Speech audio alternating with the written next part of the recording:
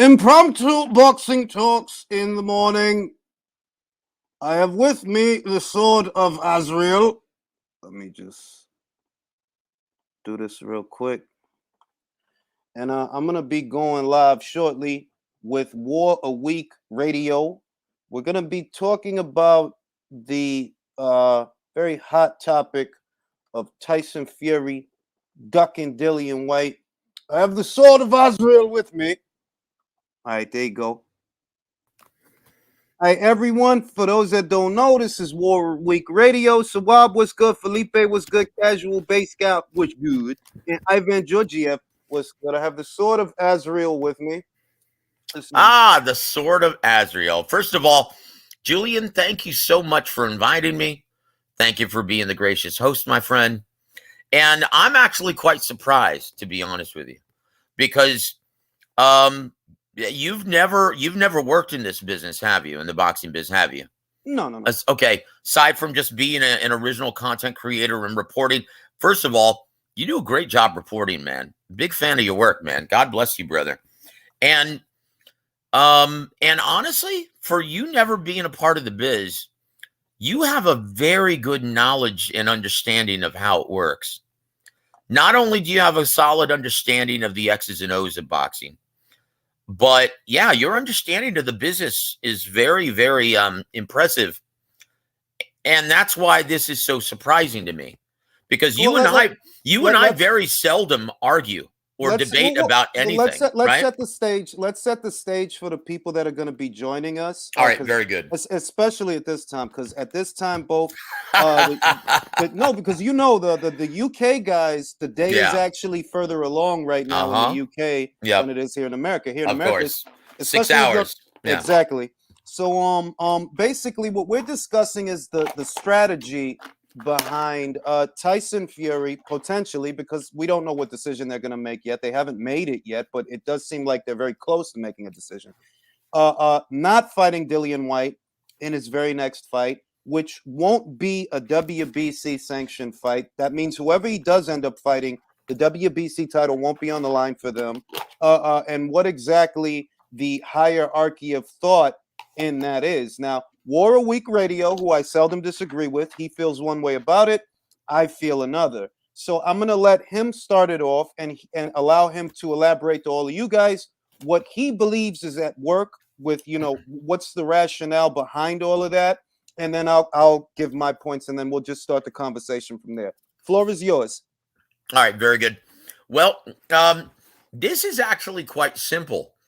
The only reason why Hearn and Whyte are standing firm on this 45% that they feel that Eddie feels his client is justified in receiving is because of the already pre-existing bylaw within the WBC rules that states that an interim champion is entitled to 45% if he faces the incumbent champion. In this scenario, though, and this is the entire reason why Whyte and Hearn are seeking arbitration with the WBC, because they know that the WBC is going to change this before their fight with Fury.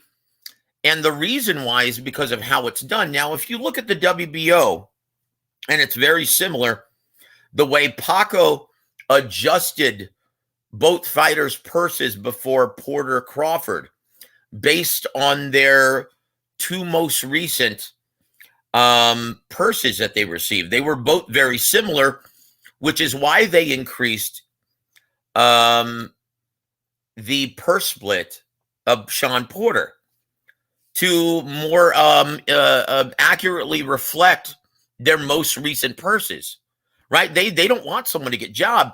So this is why Whyte and Hearn are seeking arbitration, because they know based off their last two purses, it might not even be 80-20. Obviously, they're not going to go any lower than that. But when you consider that Tyson Fury has generated almost and earned almost $50 million in his last two fights, you're talking about maybe 90-10 when you look at Whyte's last two purses. Which is not it's, and and I understand what you were saying earlier, that, yes, and Bruce Trampler, I've spoken with him about this, and this is across the board, right? Where these pre-fight guarantees and pre-fight demands from fighters have become ridiculous, where inflated purses have become the norm. Mhm. And yes, I agree that Fury's most recent 2 purses are greatly inflated, which is why the 2 events actually lost money, even though they did respectively well on the pay-per-view platform. I mean, when you add their 2 pay-per-view numbers together, Fury Wilder in their last 2 fights, they've outperformed pretty much everyone, including Jake Paul. I want to add this because this is how crazy it is. Mm-hmm. If they would have guaranteed, if the guarantees for the second fight and the third fight would have been anything in the neighborhood of what they were in the first fight, they would have made a lot of goddamn money. They wouldn't have even been in the red if they were in that neighborhood. But they gave Tyson Fury, or at least the guaranteed purses and operational costs for the fights. Yeah. They spent so much on it that you're overshooting it. These 2 guys, they're not where you say they are in terms of delivering. So guarantee them something nominal, so they'll be in the plus. Because for what it's worth, that's right. For what it's worth, 808 to 850,000 to That's 600,000. That's excellent. So long as the operational costs are low. That's right. But if the operational costs are high, you're in the red. You're in the red. Yeah, you're absolutely right. According to what Bruce told me, they had to do in the first fight, right? And this is before they were really promoting heavily the direct streaming app purchase, right? Like for the first fight, it was just okay. They included everything, the antiquated cable and satellite distribution method, which is terrible. It's terribly unfair because these cable and satellite distributors, they've got you by the short hairs because they're not only delivering the package, but a promoter and a network is dependent on them taking the money, receiving the money. So promoters in the past have had no choice. But now, because you've got the option of ordering through direct streaming app, you see more of the money. No, they see all of the money. They don't have to give the satellite or distributors anything. And networks, all they demand is just between 10 and 20%. Promoters and fighters get everything else. And I want to just, segue from that's what makes the Crawford versus Porter situation. It's like it doesn't get talked about enough that, okay, realize that even if it did 130 or even if it did 190, because I saw 2 sets of numbers, I can believe the 130, but I could also kind of believe the 190. So let's go with both. Whether it's 130 or 190,000, it's not the same situation as the cable and satellite companies because they're not taking 30 and 40% of what comes in. More of the money goes to more of the people, and there is no cable and satellite company. That's right.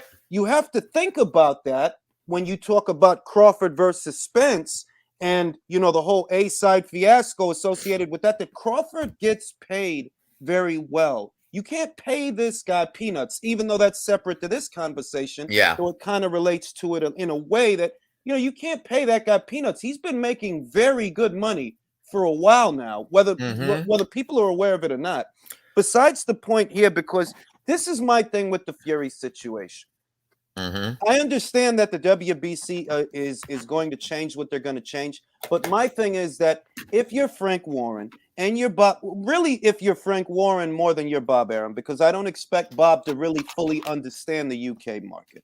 But if you're Frank, you can't, in good faith, make an offer like that at 20% and expect the fight to get done. You have to be reasonable if your aim is to get the fight over the line. Now, maybe, Hearn and Whyte, they're angling for 45. Maybe they're overshooting it. But when people want to make a fight, they make a fight. So if you're Frank, that's right. You get Dillian to the table like, listen, we don't like that 45. That's crunchy. What's 35?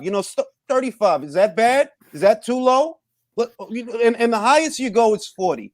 If you want to do the fight, you do that because everybody in the UK knows, even Fury's biggest supporters that are against the fight, they know in their heart of hearts it's a big fight. It does numbers. You could This is indeed a very big fight in the UK. It's a huge. Absolutely. It's the second biggest fight, I believe, outside of the Joshua fight. It's the second biggest fight Fury can have in the UK. It's the second. Oh, you're absolutely right. But here's the problem, right? When you look at the gross gate revenues or a live gate of any, like even a stadium, like when you look at Anthony Joshua versus Alexander Usyk, he didn't attract 18 million, which is what Fury Wilder actually made in their second meeting in their live gate at the MGM Grand. Look, that's a big problem. And, you know, I understand that the UK market may seem a lot healthier, right? But when you look at gross dollars earned, it's actually bigger in America, which is why ultimately most fighters want to go fight in America. And once again, it's very hard to compete with the big casino site fees as well as the big network licensing fee and as much money as they charge for pay-per-view. But this is the disconnect between how me and you feel about it. See, I don't disagree that they did what they did at the gate, which was impressive. It was like 18 or 19 million. Great. It was 18 million the second fight and 17 million the third fight. And that's a great number, obviously, right? The thing is that was Wilder and Fury. You don't do that. You don't do that with Parker, who Bob mentioned. You don't do that number with Parker. No, you don't. With Ruiz, I'm not sure because the Chicano fans, they might show up, they might show out. There's that to consider. But the last we heard about Ruiz, he's plotting a fight in Mexico City with Zanfa Promotions is Fernando Beltran. That's what they're talking about. 2, we already know the whole PBC and Top Rank goddamn thing. That's another one of those situations. Yeah, it's not going to happen more than likely. You got Wilder, who's hinting at retirement. We don't know if he's going to retire, but he's going to retire, brother. I believe it. Honestly, listen, I said it. Look. This is the same quandary, right? It's similar to, and it's basically it's the same problem with Fury and Wilder at this time. Both guys have grown accustomed to stepping in the ring and whooping each other's ass twice consecutively for the same contracted, inflated purse. Yes. You mean to tell me? So here's the problem that Airman Worm is facing now. It's the same problem that Wilder is having trouble reconciling, getting in the ring for much less money. You mean to tell me that Wilder's going to want to step in the ring after making 40 to 45 million in his last 2 fights for one, like 10% of that? Exactly. Going through the same grueling camps, taking the same amount of punishment. You really think he's on board with that? Exactly. Good luck. So this now is a big part of the reason I said it ahead of the fight. He's going to get his ass kicked again. He is. And so this is not a guy who's going to stick around long enough to become a journeyman. He's not. No, he's done. He's done. Look, and I feel bad. Congratulations. He made a ton of money. He made a ton of money. Although it was at a big price of getting your ass whooped. I mean, you might have some long reoccurring health issues from those 2 ass stompings that he received. Yeah. But hey, man, that's why you get paid the big bucks, right? And listen, it doesn't get said because often the context of the conversation takes us away from this, that he is a successful boxer. Yeah, he made a lot of fucking money. Showtime gave him a care package after he rejected the DAZN deal, multi-million-dollar care package. Made multi-millions with Tyson Fury. Made in both of those fights. So long as he manages his money right, he could be set for life, especially in Tuscaloosa, Alabama, where property value is very low. It don't cost nothing to buy a house out there. It don't. You're right. Yep. So I mean, from what I've been told, he's buying real estate over there anyway. Yeah. So I don't think he's going to come back. I think he's going to announce his retirement officially in 2022 because it's just not cost effective for him to fight, especially when he's grown accustomed to making those kinds of dollars. Yeah, I'll be very shocked if he goes through another grueling training camp and puts his body through that kind of wear and tear for 10% of what he's grown accustomed to making. I'll be very shocked. So this is the problem that Top Rank and Queensbury find themselves in with Tyson Fury. This is a guy who has grown accustomed to getting paid those same inflated dollars. So now you mean to tell me, let me ask you this before I talk about this any further. Realistically, Julian, what do you think a matchup between Fury and Whyte is? What is its realistic market value? Well, Not going by the inflated purses that Hearn has been paying Whyte, or the inflated purses that Top Rank and ESPN have been paying Tyson Fury. What is the realistic market value of this matchup? I'm going to say this, an exact number, because, we have to assess the price point of the pay-per-view, which we don't know. I would assume that they try to do the pay-per-view over there at about $25 a pop, I would assume. I believe it's a fight that could generate $8 million at the gate, similar to gate revenue that Anthony Joshua has generated in the past. Yeah. Because it's a fight that people are they are genuinely excited about it. Yeah. I have no doubt about this. That fight sells 1 million pay-per-views in the UK. Yes, it does. And because DAZN has pay-per-view functionality now, that's more money to the pot. So they can get the guys to the table with the guaranteed purses because DAZN can afford to pay for it. But there's more money also that can be brought to the table because now they have pay-per-view functionality. And on a pay-per-view, I honestly believe that fight does 1 million because it's a fight. Those Brits back there, boys, they do. Yeah. And if you have two of them for the WBC and Ring Magazine title, if you have both of them, yeah, that sells. Now, I would have to get the calculator out. Okay, 1 million pay-per-view buys at a price point of 25 pounds. Yeah. Pounds, which then we got to apply the conversion rate for US dollars, and I think it's about 30 the conversion rate when you apply to US dollars. Because it's being purchased through a streaming app and not on Sky Sports, more money. They get everything. Yes, ultimately, I can understand that logic. Now, let me ask you this: do you actually roll the dice and charge a similar reduced pay-per-view cost to support Fury's hefty purse in the States, in the U.S. market? Well, all right. Now, here's the thing. You do a fight like that, right? You know who your consumer base is. Your consumer base is the Brits, and anybody else is just extra money. So you don't charge that as a pay-per-view to the Americans. You don't. That would be foolhardy. If anything with the Americans, anybody who's actually interested in seeing the fight, they'll purchase DAZN for that month. They'll have that month. They'll treat it like, oh, well, I'm really buying the fight for Whyte versus, subscribing for Whyte versus Fury, but it's just a one-off. Your consumer base is those Brits, and those Brits will buy that fight on pay-per-view. If anything, the way you play it, don't charge what Sky would have charged for it. Sky would have wanted 25 pounds for the fight. Charge 20. Charge 20. More people are going to like that price point. More people are going to buy the fight. But that fight does numbers.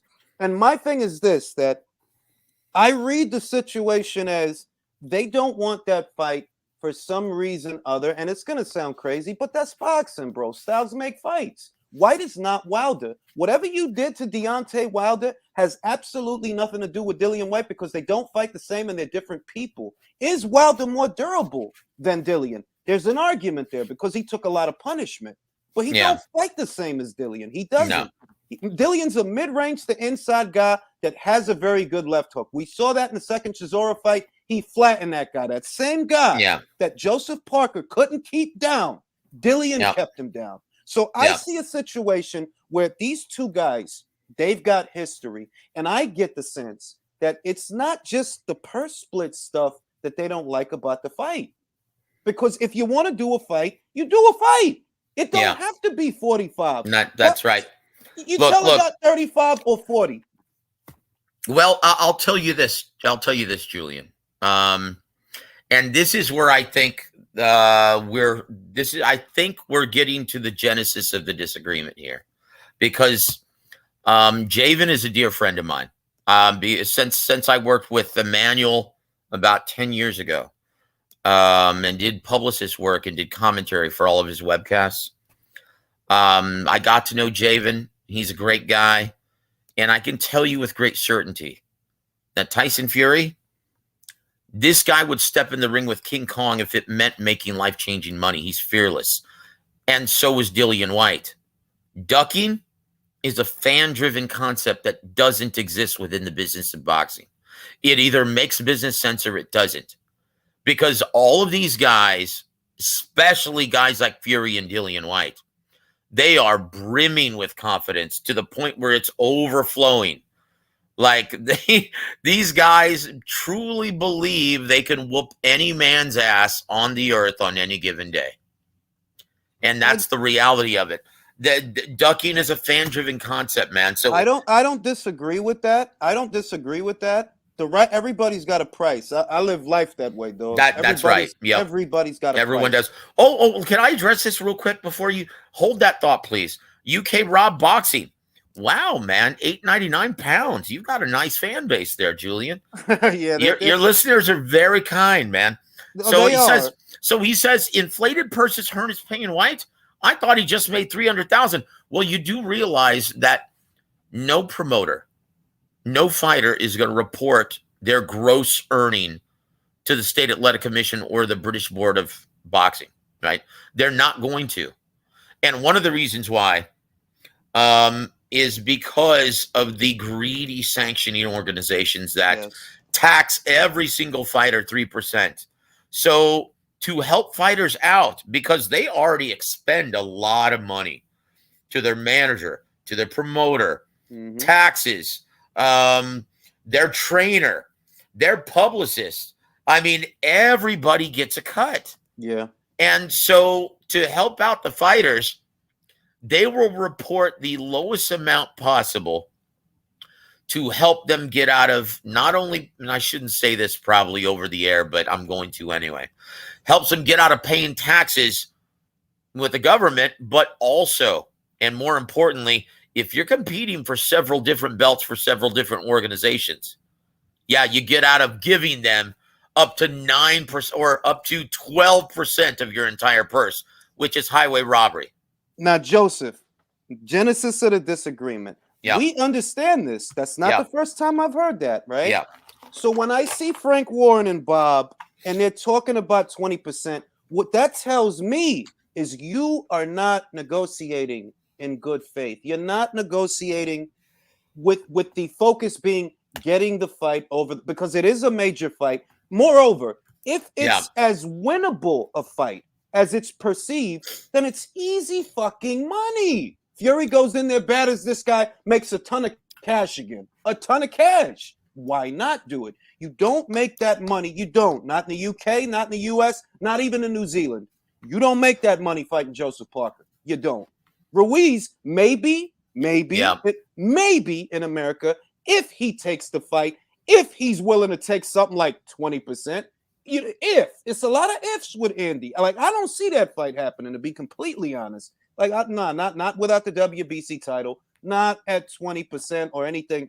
No, because he was big in the britches after the first Anthony Joshua fight. I'm pretty sure he's still big in the britches now. So those two options to me, they don't seem realistic at all. Well, here's the reason, Julian. Here's the reason, brother. And you're absolutely right on the money.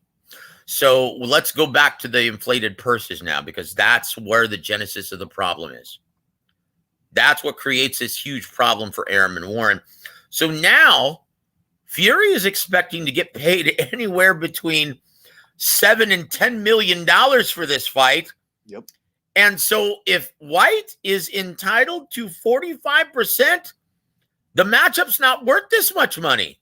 That's the problem. It's not cost effective. Look, I don't disagree. I agree that, and I think they overpaid Fury the second time, which is what set these events in motion. Like, seriously, you guys are giving this guy how much money for this rematch? You saw what I don't know. Like, I don't understand. Why would you put up that much? You saw what the first fight did. You saw what the guarantees were and the operational costs. This makes no sense at all. I'll tell you what happened, brother. And this is this is straight from Bruce, man. It's pretty funny. There's a reason why Ken Hirschman several years back on HBO didn't want to have anything to do with Haymon or any of his fighters, right? because he's an impossible guy to debate or get your way. Like, he always gets his way. He always, and this is what I've been told by a lot of people. Like, you'll go into the war room, negotiating room, knowing that you're right. Mm-hmm. And somehow when you leave, you'll have given Haymon his druthers. Because he's a very sharp guy. And somehow he always is capable of rationalizing why you should do something. And so he convinced everyone going into that rematch that they were going to do 2 million pay-per-view purchases and that both fighters were justified making 25 million apiece and everyone involved would still make money. He convinced everyone, and he said, okay, because this is what we're going to do. We're going to spend more money. We're going to put it on two mainstream platforms like Fox and ESPN, both with a very loyal fan base, right? Very loyal following, very mainstream. And Super Bowl season's coming up. Mm-hmm. Bowl season's coming up. Mm-hmm. We're going to get premium mainstream promotion, which is going to increase the demand of this. And he convinced everyone, Aram and everyone involved were convinced that they were going to make, sell 2 million pay-per-view purchases. This is what I'll say. This is what I've gathered, because I'm very good at reading people, right? I've gathered that Haymon is very persuasive. I gathered that because of how many times he's gone from network to network to network, getting and people. It's shocking. And then you always wonder, how the hell does he continue to sell people? But what he doesn't seem to factor into the equation, and I don't know why, because he seems like a smart guy, but I don't know. He doesn't seem to factor in like Murphy's Law. Anything that can go wrong will go wrong. What if piracy now is far worse than it ever was when I was a child? It's worse. It's too easy. It's the biggest problem within the business of boxing, Julian. It's too easy to steal a fight. So you have to factor that into the equation when you run around telling people that we need to spend X amount of dollars on this. No, you don't need to do that. If anything, if it's as good as you say it is, right? Cover all the bases, give them guarantees akin, or give them a little more, like, okay, well, there was $7 million in guaranteed purses last time. Let's make that 15. Let's make that 15 mil in guaranteed purses to both fighters, right? You don't give each guy anything close to 20 or 25 or anything close. That's insane, bro. That's ridiculous. It's insane. So it seems like, yes, he's very persuasive, but there are other areas that I see where the man is out of his mind. Keith Thurman versus Mario Barrios on pay. Listen, if nothing else, the experience that someone like myself brings to the table is that I'm a consumer. I pay for boxing. I pay for it. And I can tell you what I will not pay for and what is likely that most people won't pay for. Well, let me tell you, Julian, why all of these fights, these matchups are on pay-per-view when Fox is concerned. And it's quite shocking when you consider how much money Fox pays for its sports entertainment. They're paying Haymon absolutely nothing. That's what I've been saying, bro. Like look at how much ESPN's per annum allowance is. It's $93 million for 30 events in 1 year. When you look at Fox, relatively, you've got. They're not spending anything, bro. Listen to this. You've got almost 300 fighters and basically about 25 to 30 fighters that you actually pay inflated purses to and take care of. And they're only giving him $60 million per year. And that's for FS1. That's for Free Fox. And so you're going to see all of, like, more often than not, for decent matchups and for the premium price matchups, the one with the Keith Thurman inflated purses, right? You're always going to see those on pay-per-view out of necessity. They have no choice. Listen, because with a $60 allowance per annum, you cannot afford to make any of those matchups. This is why we're seeing Ortiz versus Princess Charles Martin. Which is insane. It is insane. It's absurd. Listen, and it's what we got coming up by way of ESPN, Pedraza versus Ramirez. That's a higher quality matchup to me. That's a very good fight, and it's free. And it's free. Basically, it's free. Whereas you want us to pay what for these guys? Yeah. So, I mean, I've been saying that for the longest time, that the way that situation reads to me is Fox does not want to give you guys anything more, anything extra. And look, HBO did the same thing to Top Rank, which is why Top Rank left HBO and went to ESPN. Yeah. Arab was like, look, if you're not going to pay for any of these matchups, why the hell? I mean, it's not worth it to be on HBO any longer. Exactly. That's why they left. And what that said was, holy shit, HBO no longer wants to pay for these matchups without the added revenue stream. They're not going to be in this business very much longer. They have no confidence. That's what it says about Fox. That's what exactly. It says about Fox. They have no confidence that they're going to benefit from it unless they attach it to the pay-per-view stream. That's terrible. And so once again, ultimately, it's obscuring the best product from a larger mainstream demographic. Who's seeing it? Al Haymon. No one's seeing the product. Al Haymon should have told Keith Thurman, listen, bro, listen. You have not fought in 2 years, okay? I cannot pay you an obscene amount of money. Now, if you want to get out there and get seen, we're going to put this on regular Fox. We're going to give you about $1 million. And you're lucky to get that. You're lucky to get that. Because if you were a Top Rank, you'd probably be getting $500,000 for a fight like this. That's just because it doesn't make sense to pay you that much to fight this guy and put the fight behind a paywall where nobody's going to see it. That doesn't make sense. This same fight on regular Fox, 2 million views, easy. 2 million, maybe more. Keith Thurman's done very well, very good metrics on regular television. Since the conception of PBC, Keith Thurman has been their highest rated fighter. The pay-per-view with Manny, numbers don't lie. Numbers don't lie. And even on free TV, numbers don't lie. The fight with Danny Garcia did great. The fight wasn't that great. The aesthetic of the fight, right? But ratings wise, a lot of people cared about that fight. A lot of people tuned in. So if you know this, give this. Hey, listen, bro, I got $1 million for you, bro. I got $1 million. Barrios, I got 700,000 for you. Maybe 6. Right? Yeah. All right. Because I can't coddle you guys with what's going on. And I'm like, yo, how does Ortiz end up on pay-per-view? Like what is happening here? You think about Spence versus Ugas, right?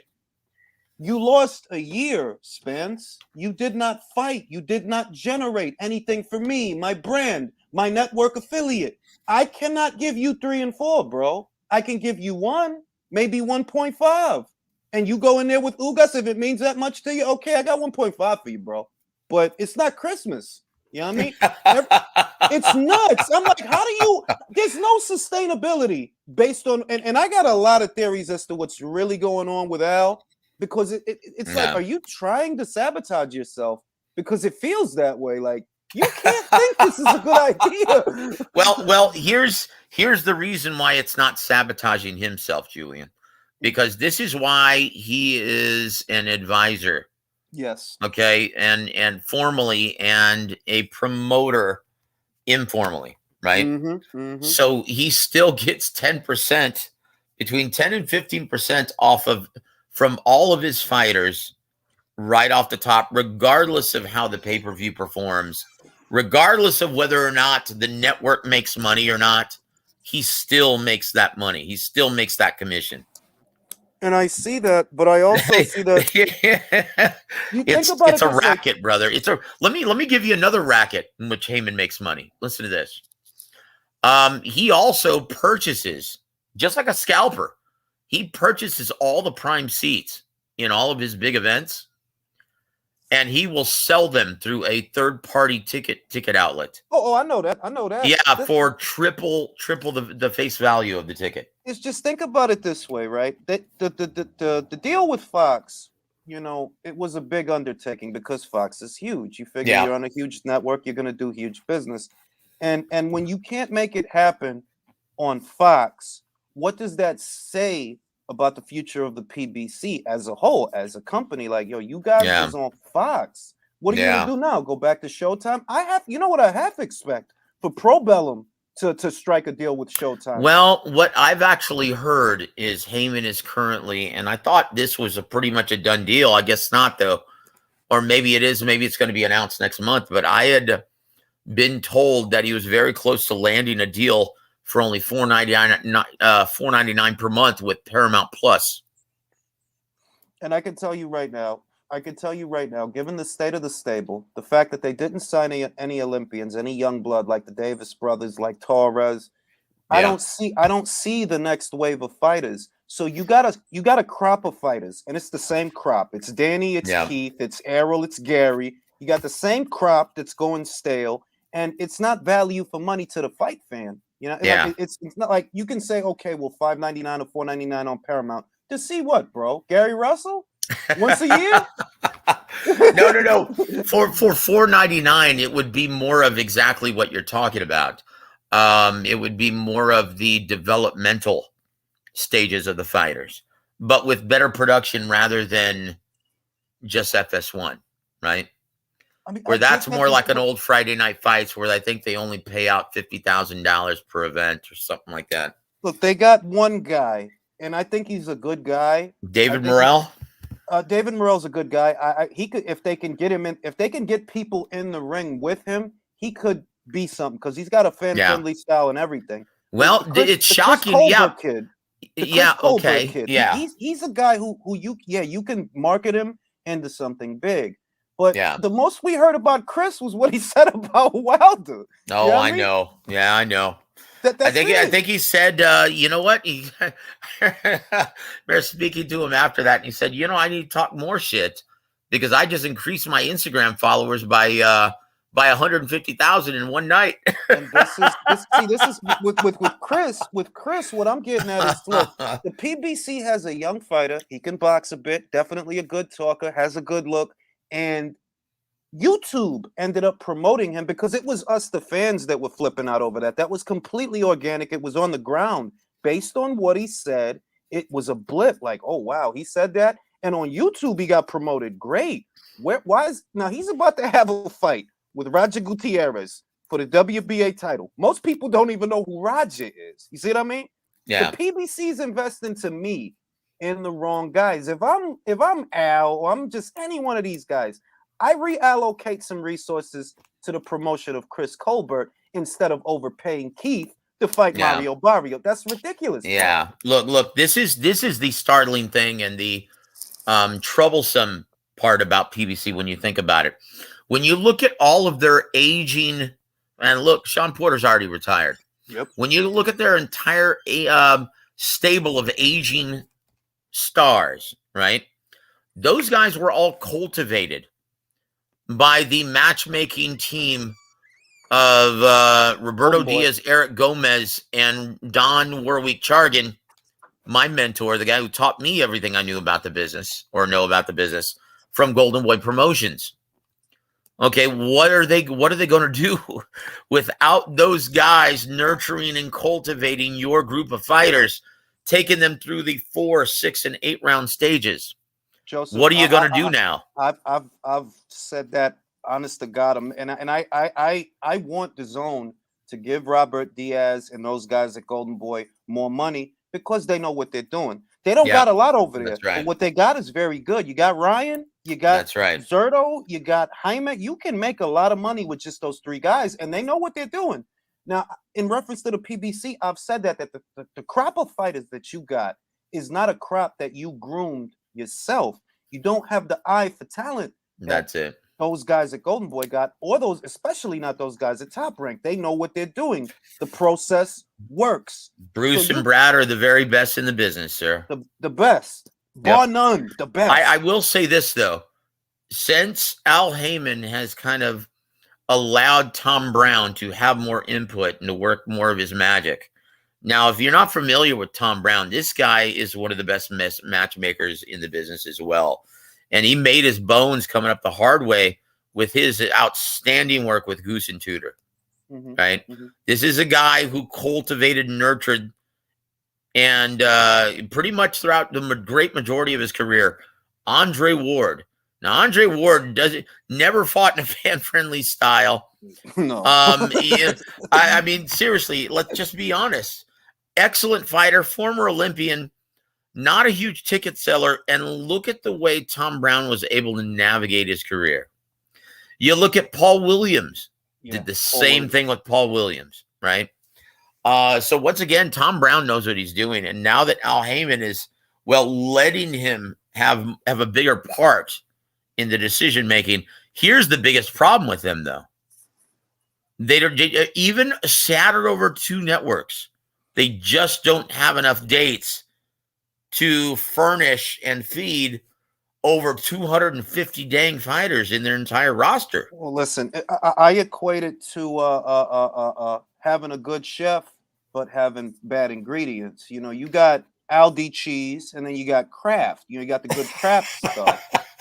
You got the off-brand pasta, because that's the situation. What they have is a crop of fighters that they have inflated purse demands. They don't want to do nothing unless it's for an arm and a leg. As far as the next wave of fighters, Top Rank has already beat you to the punch with the Davis brothers. I thought Keyshawn was going to go to Matchroom. He went to Top Rank. Well, and for good reason. I mean, come on, let's be honest. Eddie Hearn, his understanding of the U.S. market isn't very good. And let's just face it, his cards in America, they just suck balls. Look, look, in all fairness, he's an excellent promoter in the UK, the best. But he is absolutely dreadful in the American market, dude. I can't. Let's get off Eddie Hearn, because I think the best, honestly, in America is Top Rank. As far as a consumer, did I enjoy the cards? I can say, okay, it goes for me, Top Rank, Matchroom, Golden Boy. I don't actually enjoy PBC cards, to be completely honest. But what I'll say is the ingredients are bad. You can have Tom Brown, and he could try to work his magic, but he's got what he's got. He has what he had. Danny Garcia at 154. Who the hell's who's he gonna fight? Now, if you tell me he's gonna go in there and get beat up by Jermel Charlo, okay, that's exciting. I'll watch that. But he's not gonna do that, though. He's not gonna do that.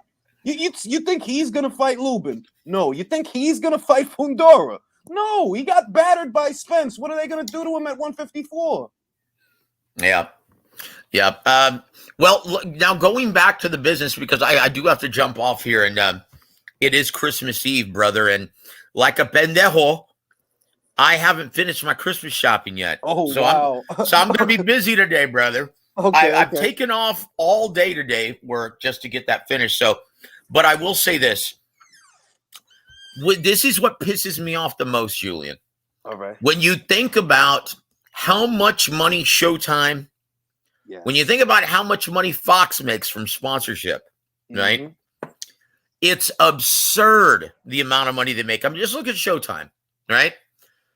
They charge $10.99 per month for their streaming app, and they have 29 million subscribers, right? So do the math. Why are we having to pay for any pay-per-views? Exactly. If you're already paying subscription prices, why are we being gouged like that? So that's 2 things. 1, that's very unfair to the boxing fans. And 2, most importantly, that tells me that no one is subscribing to these premium channels for boxing. Exactly. That's a huge problem, brother. So what, and so this is, and I'm shocked that no one else has really mentioned this or thought about this. But look, it's just been a natural progression. You look at the music industry. They've had to suffer through piracy.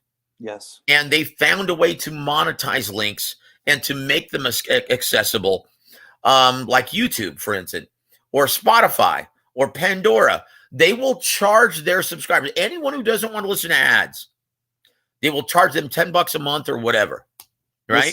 Listen, it's easier to steal a fight than to steal a goddamn song. If I have 5 minutes of Freddie Mercury in a video, YouTube knows about it. They know about it. If I have 2 minutes, right. They know about it. That's right. But so, a fight, you can steal a fight. So in my opinion, the networks and the promoters, everyone involved with the sport, they have to make it to where you can get it for free, but you have to sit through a bunch of ads. Yes. Right? Charge people, because think about this. Do you know how many people saw Fury versus Wilder 2 illegally? Listen. The first. Do you know how many people? The first fight, 325,000 But reported. listen to this. 2 million stolen by way of the Musso report. Not globally. Listen globally it's more. Globally it's more. Globally, the second fight, the rematch, 15 million illegal. Why aren't we monetizing this? Why aren't we? Look, everyone is already on board and they're already adapting. Why aren't networks when it comes to boxing? Listen, they could have went to YouTube. They could have gone as far as going to YouTube. Yep. Like, you know what? Go to YouTube. Let's make some money off the ads. If no networks in these regions of the world want to pick up the fight and give us a flat fee, our last resort, we go to YouTube. We put some ads in during the fight. We make money all around the world. That's not what they did. And I'm like, look. You know, I've never worked in the business. I sold a thing or two, but I never worked in the business of boxing. Yeah. But I know business, bro. And more importantly, I'm a consumer. So when I'm the guy whose money you're trying to get at, you need to pay attention. I'm telling you, people ain't gonna buy Thurman versus Barrios. The Tank fight, they should have put that on regular Showtime. As soon as Rolly Romero and the situation arose, you know what? You should have turned around. Now, we can't do this as a pay-per-view. We can't do this. They don't know Isaac Cruz. Who's going to buy this fight? Yeah, that's a real problem. And look, once again, man, Gervonta Davis, and once again, the real bosses of boxing, they've spoken. Leonard Ellerby can try to convince everyone that Gervonta Davis is the biggest cash cow of the sport. But look, man, I mean, boxing fans may be emotionally driven, but they're not stupid. Exactly. They understand. They know what they're looking at. Exactly. Like you can't feed them a load of bullshit. But that's the biggest problem. Now, where you and I disagree on, in my opinion, yeah, this is Hearn and Whyte trying to hold WBC firm to that 45%. And I don't disagree. In my opinion, I don't that's unreasonable. Now, I do think there is a happy medium between 20 and 45.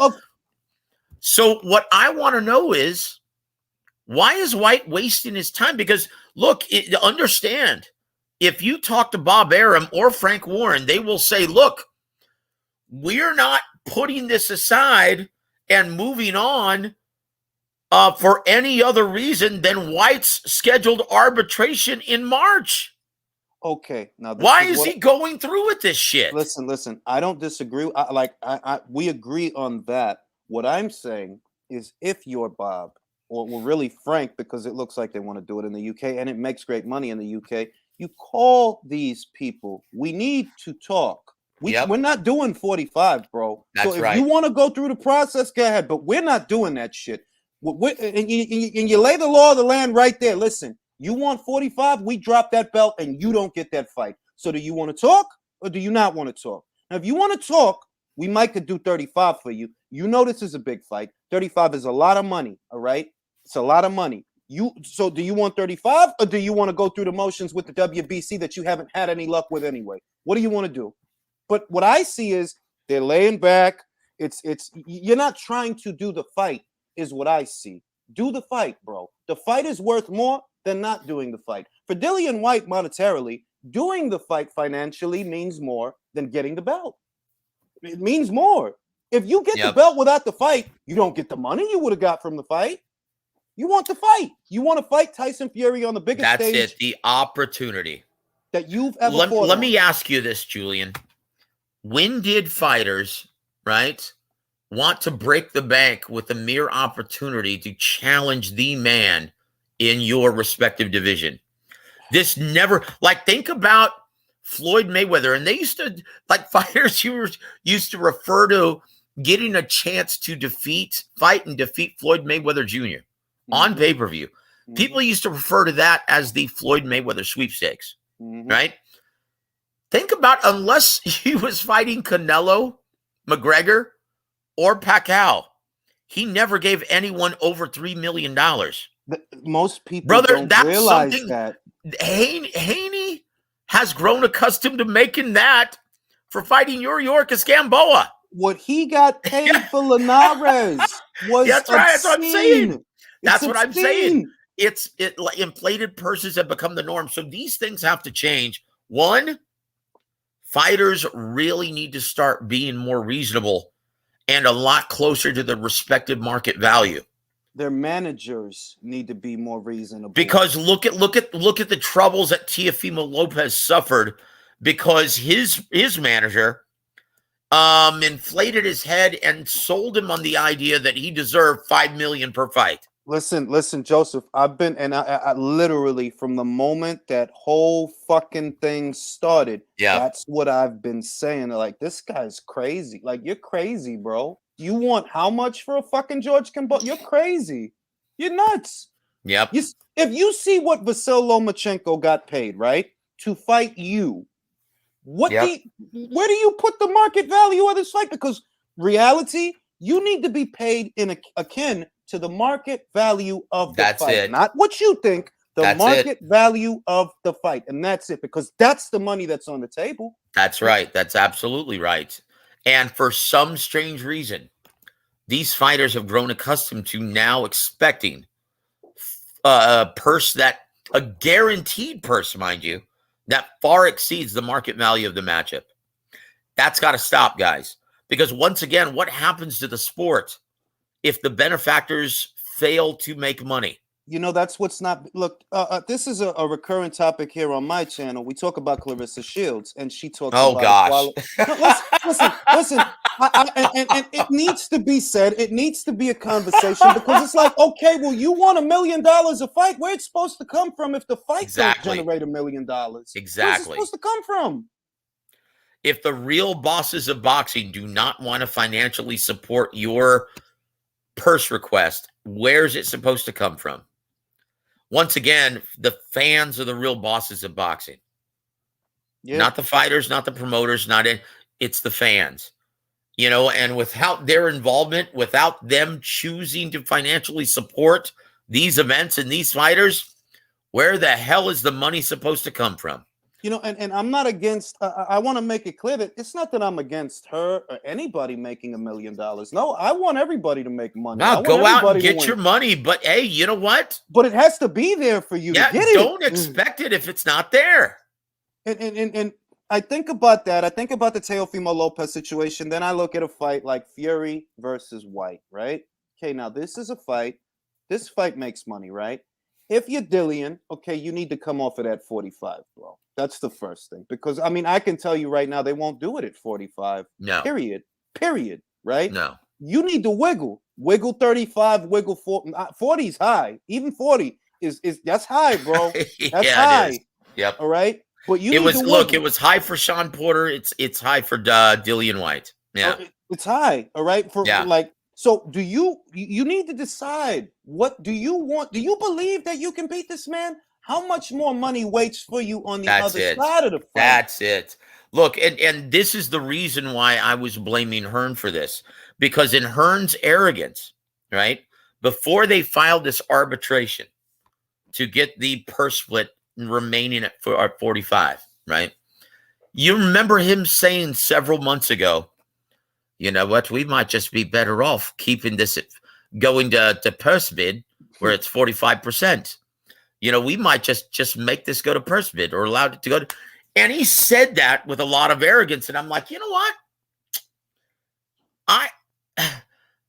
I don't fault Arum and Warren for saying, you know what, 20%, take it or leave it, after as arrogant as he was. Listen, the mistake that he made wasn't even shooting for the purse bid. It's saying you're shooting for the purse bid. That's it. The mistake. Because now they know what you want to do. Now they know what you want to do. That's it. So I can't blame them for taking this attitude with Eddie Hearn. Now, this is what I'll say about them. All right. This is what I'll say about Bob and Frank. Okay. You also need to understand that the last, let's say 3 years, right? Last 3-4 years, Dillian Whyte has sold more pay-per-views in the United Kingdom than Tyson Fury. It's the truth, because Tyson Yeah. Fury hasn't fought in the United Kingdom in the last 3 years. He That's hasn't right. fought Yep. there.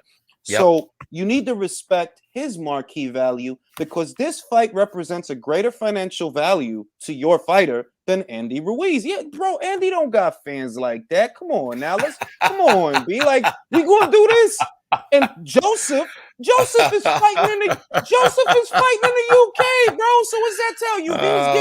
If he was getting money, he'd be in New Zealand getting money. No, he's in the UK because the money's good over there. All right, now who sells more in the UK? Joseph Parker or Dillian Whyte? Dillian Whyte. You do the fight with that guy. It's a hot ticket. It's a hot ticket, man. Like, I'm telling you, it's a hot ticket. You do the fight, but when I always go back to this, when you want to do a fight, you do a fucking fight, bro. You sit down, talk about it. And I don't see that. I see, no, we settled on 20, but we want 45. I'll tell you why. And once again, it was the arrogance of Eddie Hearn. And I'll tell you why Arum and Warren is doing this. Because Arum could completely shut down any argument that Eddie Hearn has by saying, oh, really? Well, I tell you what, just based on his last 2 live gates in Vegas, we don't have to fight in the UK. We could put him in the ring against anyone.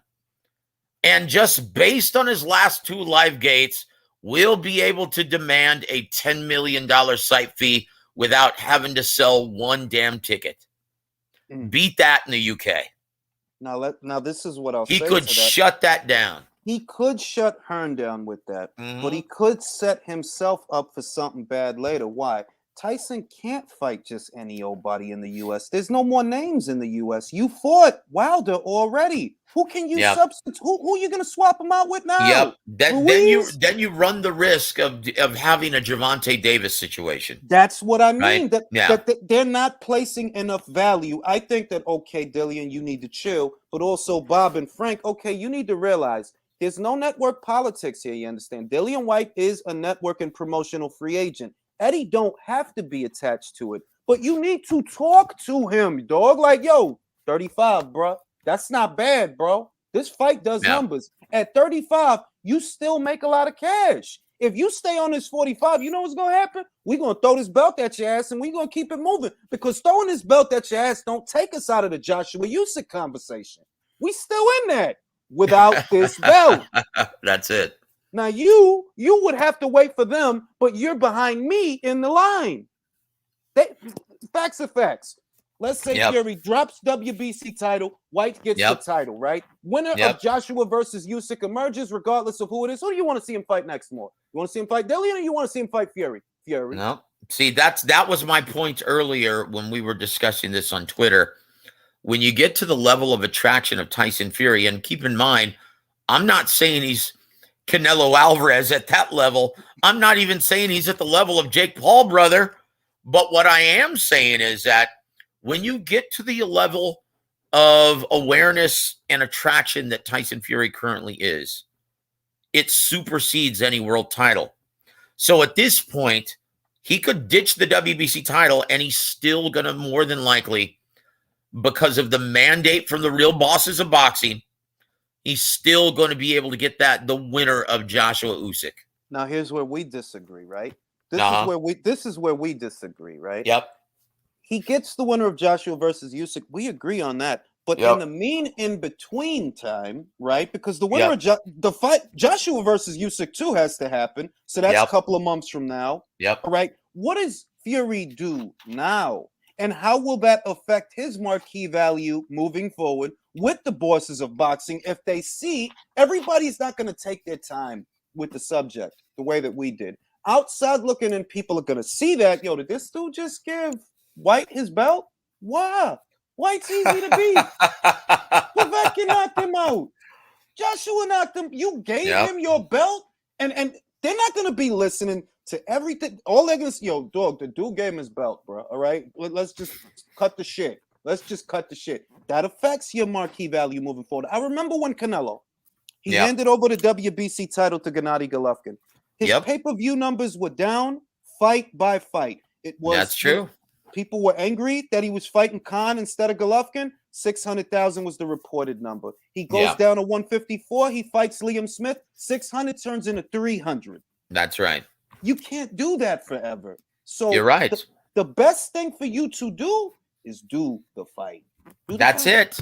That's it. I mean, come on, man. I mean, look, both sides just need to start being a lot more reasonable.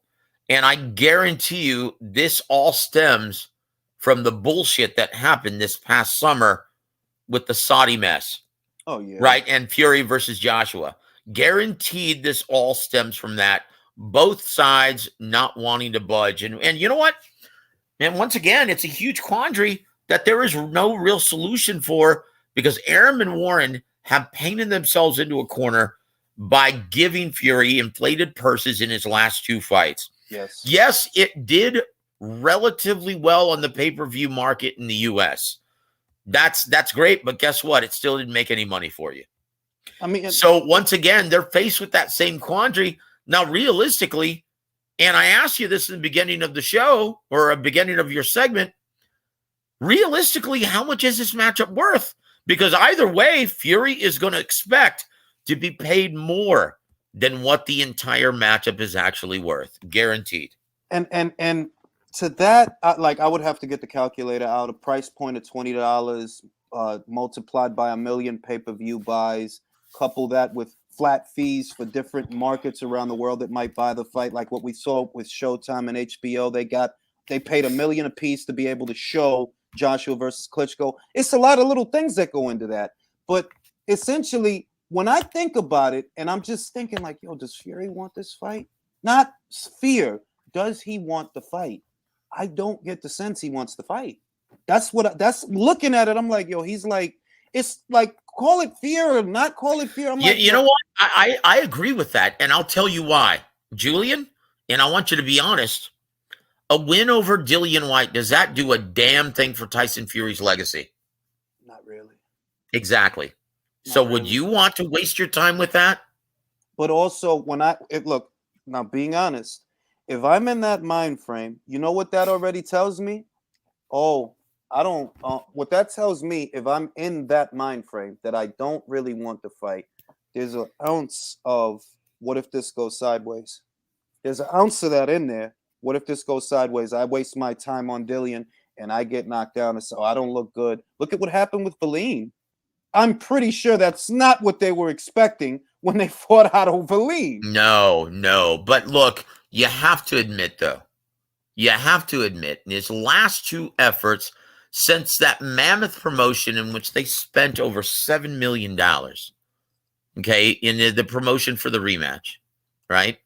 You have to admit that the level of attraction and the demand for both Deontay Wilder and Tyson Fury increased dramatically. It depends. From before the first fight. It depends. You know why I say that? Look, the market is not in a good place right now, right? No. Numbers are down for everybody, right? So when I say, okay, did it increase to where Wilder, for example, you know, what does Wilder versus Charles Martin do on a pay-per-view? Is Wilder henceforth a pay-per-view attraction? And I feel like, no, he still needs a dance partner. Without a good dance partner, he's not a pay-per-view attraction. With Fury, I feel it's the same situation that, you know, you can't go in there with Pulev and do big numbers. You know, you can't go in there with fucking, you know, with just anybody and do great numbers. It's different. Whereas Floyd and Canelo, that's Canelo right. Going there with Caleb they were on a different level. Oscar De La Hoya as well. Yep. Exactly. Like Mike Tyson as well. Yeah, Tyson Fury cannot fight a Hurricane McNeely.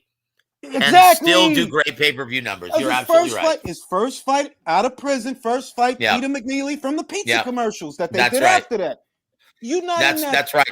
Wilder and Fury are not in that place. So something's got to give. Now you have a genuine big fight, and it is a big fight that you can do. And that's why I feel like we can't sit here and say that Fury has outgrown the need for high-profile opponents. The numbers that you did that are successful, you had a high-profile dance partner. When you didn't, the ticket sales were abysmal. They were abysmal. Yep, but once again, he hasn't had that example or that sample since his last 2 outings. That's true. Once again, we'll find out in this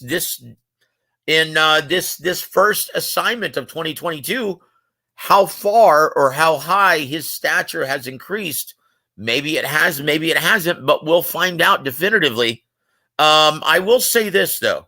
I will say this. Julian, and once again, it's been a pleasure speaking with you, brother. Merry Christmas, my friend. And I'll say this. I guess your listeners are really, because I've been reading the comments over here on the side. I think they're so used to you butting heads with guys that they realize that, look, you and I, we very seldom disagree about anything because you can't debate the truth. Okay? That's the reality, right? Both of us see eye to eye on most things. So, guys, you're not going to see him debate me, and you're not going to see me debate him. That's just the way it is. You know, it's like we both understand the business of boxing, and that's how it goes. Yeah, like, and I honestly, I'm glad you said that. That sometimes it's not a debate, or what was intended to be a debate becomes a discussion because both guys are making salient points. I understand what you mean about the 45, which, yeah, that's nuts, bro. Like, you can't honestly think they're going to give you 45, bro. You wildin'. Nah. But if you want to fight, you got to make sacrifices. Same applies to Fury if Fury wants to fight. And that's my hang up. I believe that's where we disagree. I'm not convinced that Fury wants this fight. I'm not. Because if you want it, you go to the guy, you tell the guy, listen, bro, if you don't want me to drop this belt, come off of that 45 right now. Otherwise, you're going to get a belt with no motherfucking fight. Well, you could also use that same logic for Dillian Whyte. Does he really want this fight if he's demanding 45%? I mean, most fighters in his scenario, in his situation, especially if they've been waiting half a decade for this opportunity, would jump at the chance at fighting and beating the incumbent champion. That's what you dream about. That's why you're in the fight game. So why are you risking or jeopardizing losing this opportunity for 45%? It's I equate that to what we just mentioned. That's normalcy now. You know, guys. That's terrible. Absolutely terrible. That's normalcy. Guys want just for the fight. Like, you know, if guys did business like this in the past, we wouldn't have got Mayweather versus De La Hoya. We wouldn't have got it. Yep. The way guys are acting now. So it's nuts. I understand where both guys are coming from, but I always look at that Fury side, and it goes back to the discussion that we just had to where, look, Fury wants an arm and a leg every time he gets out there because he got more than he should have. Yep, that's a big problem. That is a huge problem. So once again, when you're demanding 45% of an already inflated purse, it's more than what the matchup is worth. Yeah. There lies the problem. Now, it's a huge problem. And moreover, I don't actually think they're going to fight. I've maintained that throughout from the moment this became a talking point. I would like to be wrong about this, but I don't think I will be. I don't think they're going to fight because it's too many problems there. It's too many problems, bro. Somebody has to be willing to make a sacrifice. And I don't think Dillian is stubborn. If nothing else, the fact that he is still beating the drum for a WBC title shot after all these years, that shows, the dude is a stubborn dude, bro. He's stubborn. I'd have shifted gears and went to the WBA by now. Like, nah, dog. Like, I'd have tried that. It ain't work. I don't want to keep giving these cats money to play with me. They playing with me. Well, I tell you what, brother, thank you for once again being the gracious host, my friend. You guys have a very Merry Christmas, and I would like to extend the same invitation for you on my platform as well, War Week Radio, whenever you can come by and just chop it up, talk about current events. But guys, I am off to fight the crowds on Christmas Eve. Nothing better than waiting till the last minute. Jeez. But hey, man, have a wonderful holiday, sir. And to everyone who's listening, God bless all of you. Merry Christmas and Happy New Year. I'll speak to you soon, Julian. God bless you, brother. God bless you, man. Thank you, sir. Well, yeah, that was War Week Radio as a podcast. If you're not already subscribed to it, go subscribe to it. Now we're going to read some super chats. So Whyte deserves more than 20% because he earns more and draws better than you say. Joe Lazizi says, Whyte cannot be paid inflated purses. He fights on pay-per-view. You get paid from the buys. That kind of goes to the point that I'm making that, when you want to do the fight, you do the fight, but you got to make sacrifices. And that's not one way. It takes two teams to make a fight. Let's see, we got some more super chats here. Unrivaled says, Julius, it is I. Hi, Julius. Hi, Mark. See, we got another one here. I think we got another one here. I think we got a big one. Lennox says, sorry, big man. Matchroom cards consistently outperform Golden Boy and Showtime. #fact. And Top Rank overpaid for the Davis brothers. Investment in the future. You know how it works, Lennox. You're a man of industry. You know how it works. You take a loss now to make a gain later. They might have overpaid now, but it's because of what they believe they'll be able to do later. Lennox says, Julius, send me a link. I'm annoyed. Oh, God. I'm glad I didn't. This would have turned into a circus. D Styles, I appreciate you, brother. Merry Christmas to D Styles. Hispanics causing panic. The goddamn panel, the round table. Y'all know what it do. Lennox, Julius, this man talking. Oh, man. Lennox was fuming in the comments. All right, I'm going to post a link. For those that are still here, I'm going to post a link for you to get the knot out of your chest. I know that many of you are upset. I didn't even look at the chat while I was on. Fury isn't at a level where he can simply fight anyone and do huge numbers. He's not. Stop the cap. That was more or less my point, that Fury is not in a place where he can act like he's too good for a Dillian Whyte fight, or he's in a place where he doesn't have to budge. He's not in that place. That was more or less the point that I was making. I was goody Sawab, was goody Napoli. How y'all doing? Yo, I don't know how what it do? For so long. All right, now let me read one more super chat. Mark says, don't let this man lie to your audience. You know full well he's shilling. Oh my goodness, there are a lot of angry people. Mark is mad. Look at you. You guys furious. Have no idea how angry people are. We got like 10 people, 12 people in the chat. I got to read the super chats. Yes, the Whyte fight does help Tyson's legacy, helps to keep his belt, and any route for Undisputed. There we disagree, Ricardo, because Fury is lineal in Ring Magazine after all. So what he can do is drop the belt, but he's still in the conversation because of the lineal and the Ring Magazine. Those two things keep him in that undisputed conversation. What I don't like about the situation is, but you don't need those though. You don't need those to become undisputed. You don't need those to become undisputed. I don't know about that. Am I wrong? I don't know about that. Wait, Julius. Everybody wait. Lennox he's right. Listen, he's wait. Everybody wait. Mute your mics. Lennox, go ahead. All right, let me just set some facts right. Yeah, few of the man them in the comments might not know me, but you know me. Man's got a few Emmys from boxing. Yeah? That's right. Got checks from every outfit officially. Right. The Zone, Showtime, PBC, and recently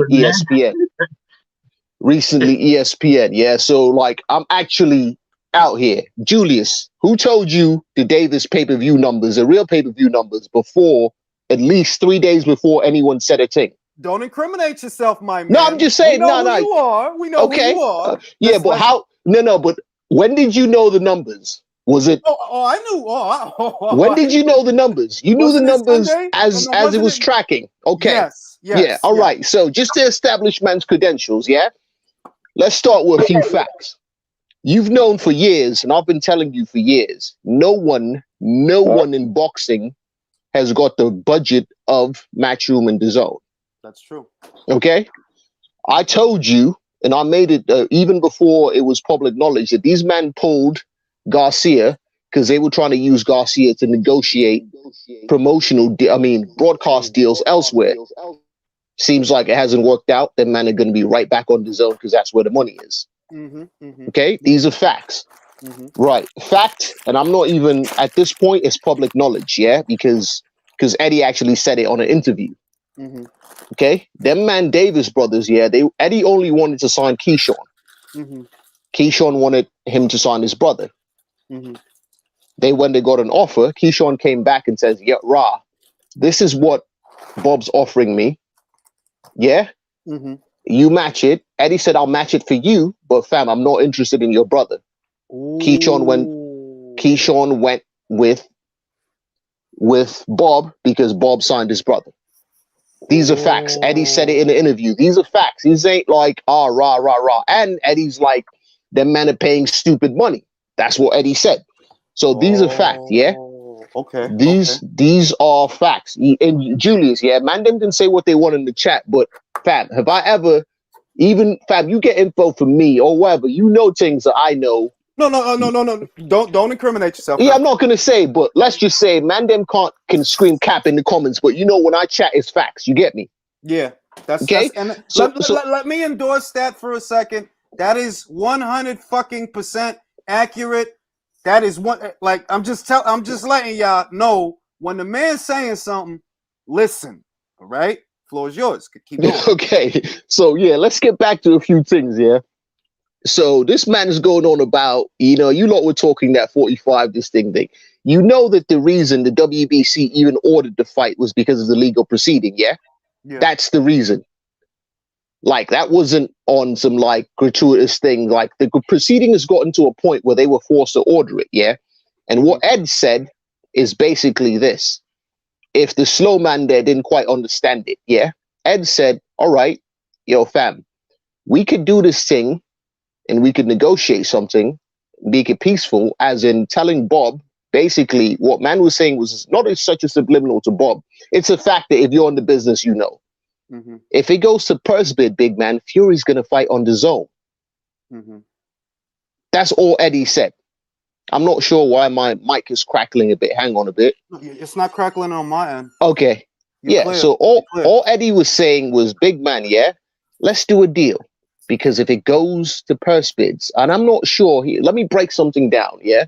I've fortunately, traveled the world, traveled in every continent since September, yeah? Only came back to do the big fights. I did the Fury fight, I did the Pacquiao fight, did the Canelo thing, yeah? And I've checked all these platforms. You know what you can't watch anywhere else in the world?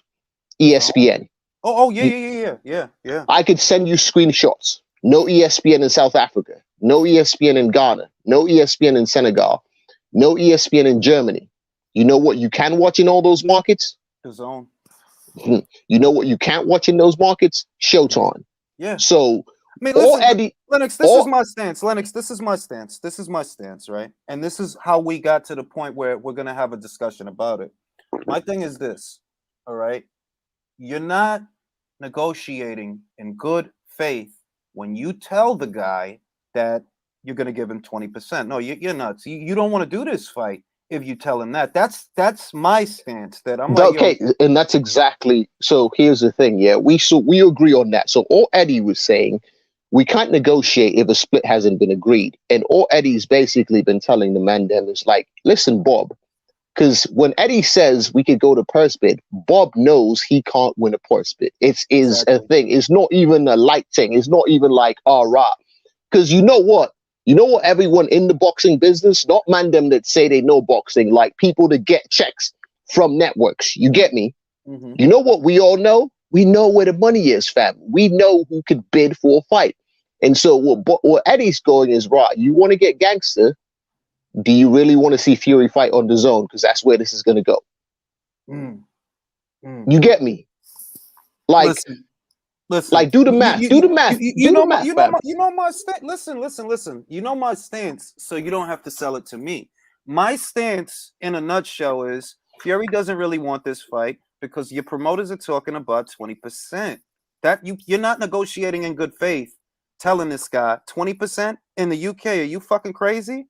I'm entitled to more than that by way of the WBC. And even if the WBC is holding up even if the WBC hasn't named a split, that doesn't stop you from negotiating amongst yourselves. And you're still on 20%. Like, no, bro, you're crazy. 20%. And that's the thing. Yeah. Okay. And just also, yeah, to hit another thing where this man was chatting shit. I'm not sure where he gets his metrics from. Obviously, man's not in the game because I would know who he is.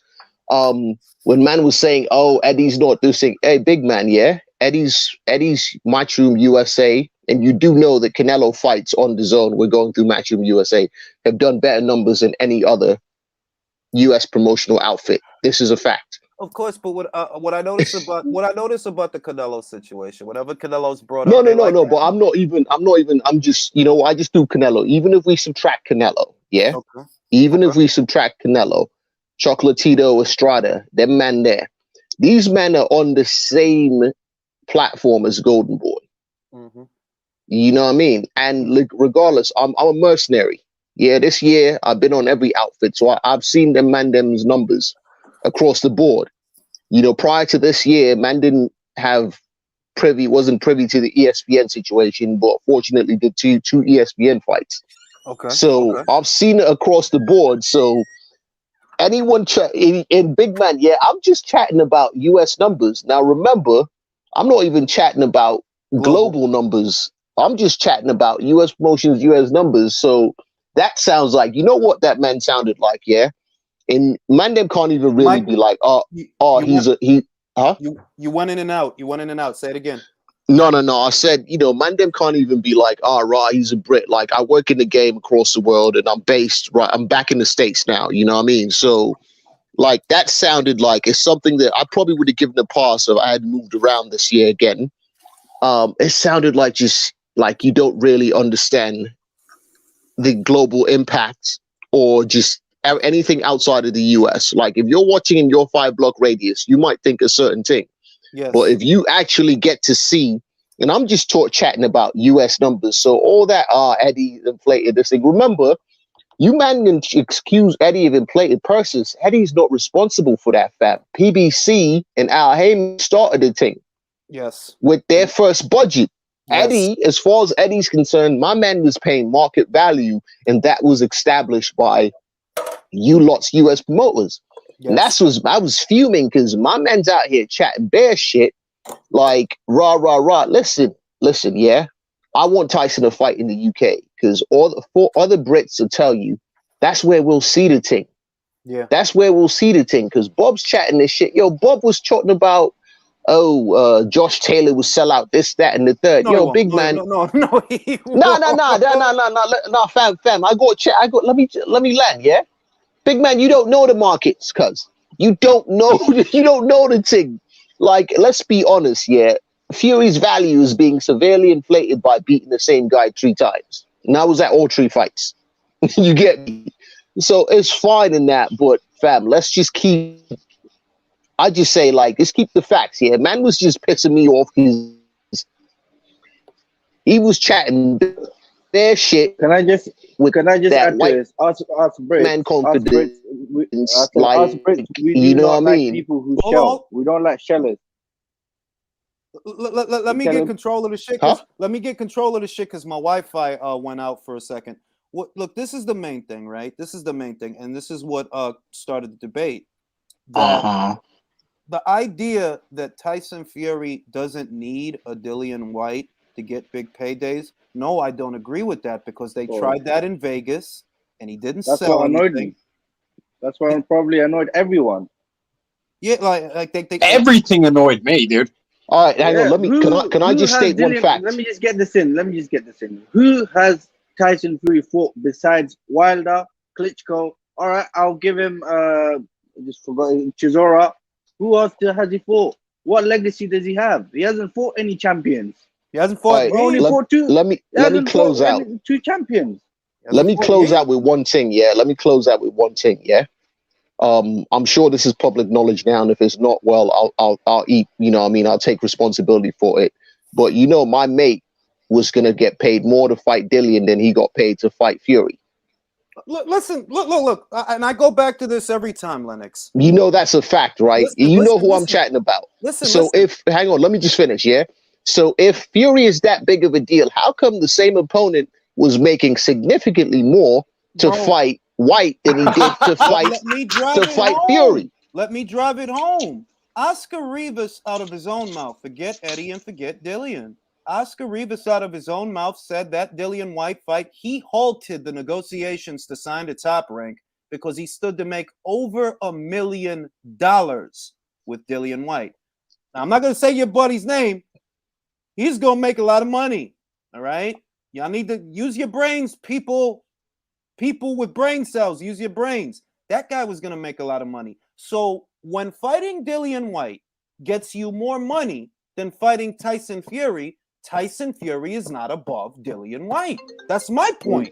Was that Tom Shorts? Was that Tom Shorts? No, sorry, not from the one that Dillian was about to. Whose phone is ringing, man? I'm not gonna say no names. Sawab, it's Sawab, and then it's Mork. I will hold the sword of Azrael. Right. It's not the first time you've had something big and black in your hands. Hey, let's keep it about boxing, man. Let's keep it about boxing. So basically, as I heard his voice, sorry to say, he sounded like a company sheller. That's all he was. And we Brits, we fucking hate that. You can't take it. You speak the facts. I understand Dillian Whyte does not, I won't say deserve, but he cannot get 45% with Tyson Fury. Impossible. 35%, 40% is fine. But the bit where it pissed me off saying he does not need Dillian Whyte for his legacy, that is utter bullshit. How could he not need Dillian Whyte? Or somebody currently right now who's number 4th in the world champions list, is in the top 10. He's number 4. He's 4. How can who has he beaten in the top 10? What? Wilder? That's it? Who else? Chisora? This is the thing. Now, Sawab, this is what I'll say, right? This is what I'll say. The way he's playing it, if it works, we don't know if it's going to work because we can't see the future. Well, I can, and that's why I know there's more than one future. If it works, if he fights, let's say he doesn't fight Whyte, he pussyfoots around, he ends up fighting the winner of Joshua versus Usyk. Then let's go a little further. Let's say he beats the winner of Joshua versus Usyk. Looking back, people are going to say, well, he didn't fight Whyte, but look at who he did fight. Klitschko, Wilder, Joshua, and/or Usyk. If he beats them, it won't be pivotal to his legacy that he didn't fight Whyte. Tyson Fury will not get the winner. If he does not find Dillian Whyte, according to I believe he will not get the winner of Joshua and Usyk. He will not. Joshua and Usyk, they want to go undisputed. They don't give a shit about the linear title on Ring Magazine. They need the WBC to become undisputed. That's a very fair point. I don't disagree with you. But the winner of Joshua versus Usyk also knows that the bigger payday, and this is prize fighting. You know, we got to be honest with ourselves.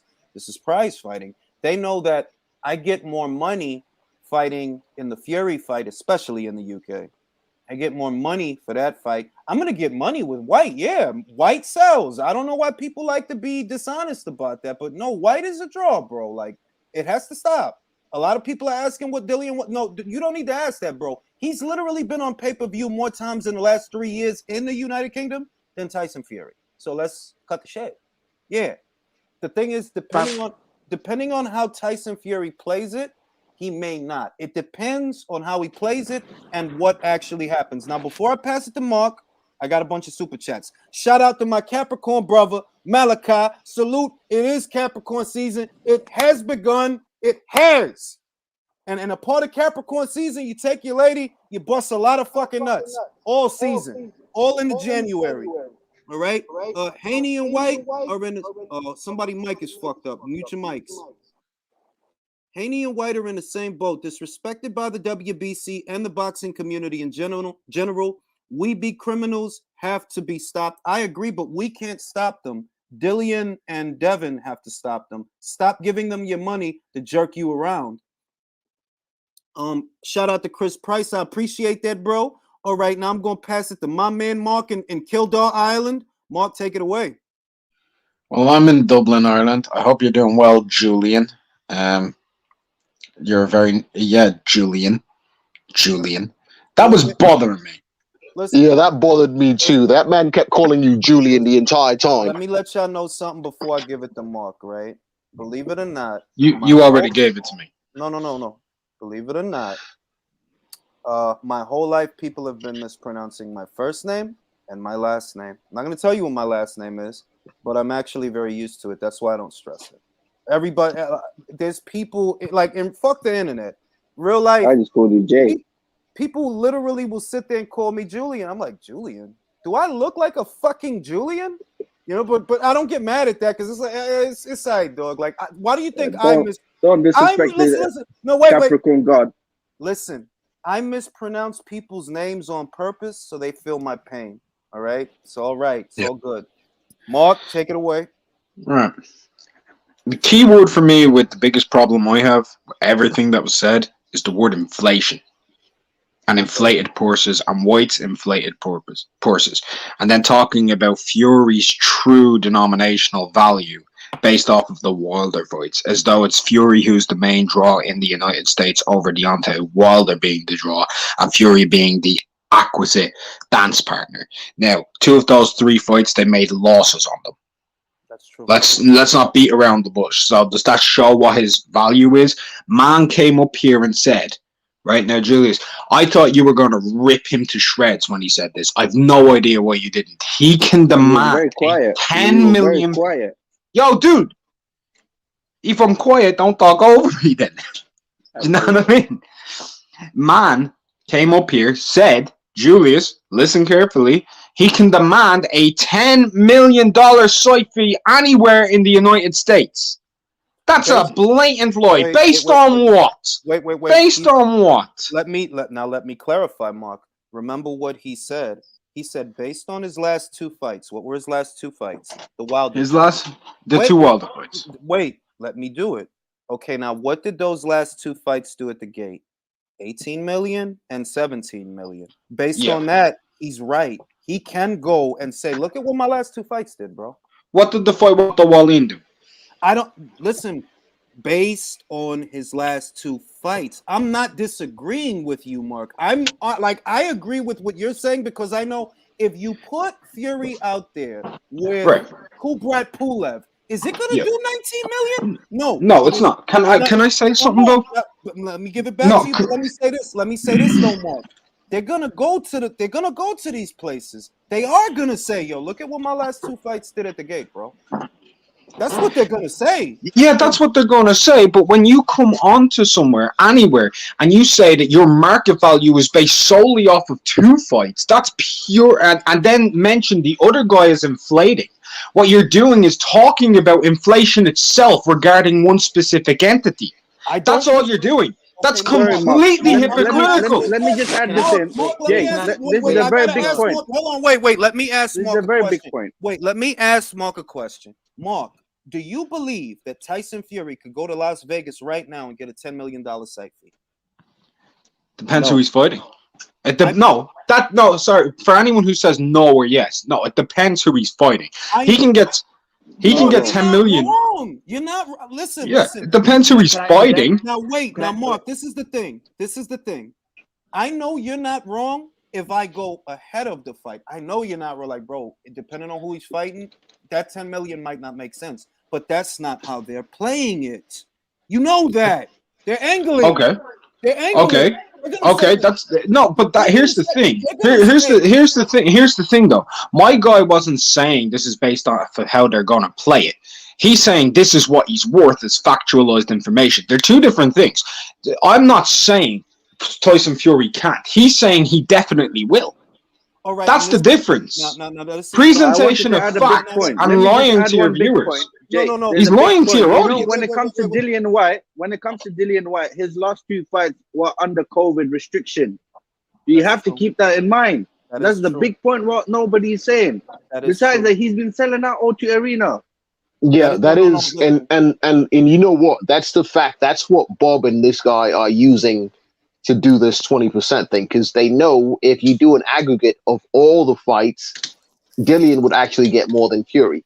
Because if you do his pre-COVID fights, they're using 2 COVID fights for the math. Can you imagine? You believe that nonsense? Listen, that's the other thing that Mandem talking about. Wait a minute. I'm not disagreeing with nothing that y'all saying, but I believe that you're idealizing the situation in a way that will not play out in real life. What they are going to do in real life, they're going to look at Fury's last 2 fights. They're going to look at Whyte's last 2 fights. And even with the COVID thing, if you factor that into the equation, which I think you should, are they going to do that? No. They're going to say, look, Fury made 19 mil this time, 17 mil that time. So does it make sense for us to guarantee him 10? I'm telling you, they'll give him the 10, and he might lose them the 10, because I said it to Joseph on Twitter. Yo, they spent money on Fury, yeah, and he lost their money. He lost it. Go to Twitter. The conversation is right there.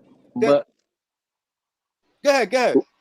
Everybody brought up reasonable points and everybody brought up facts, right? But the thing about this, to make it to eliminate everybody, all of these facts are circumstantial. Because yes, what Julius does make a good argument. If Tyson Fury wants to say yes, 10 million for a site fee, right? Because I generate that money, yes. But my man, who made that other point that it depends on the opponent. So all of this, really no right or wrong answer to this. No, see, this is all right. This is what I'm gonna say. Right? I didn't get to finish my main point though. Go ahead, Mark. Finish your point while I make my coffee.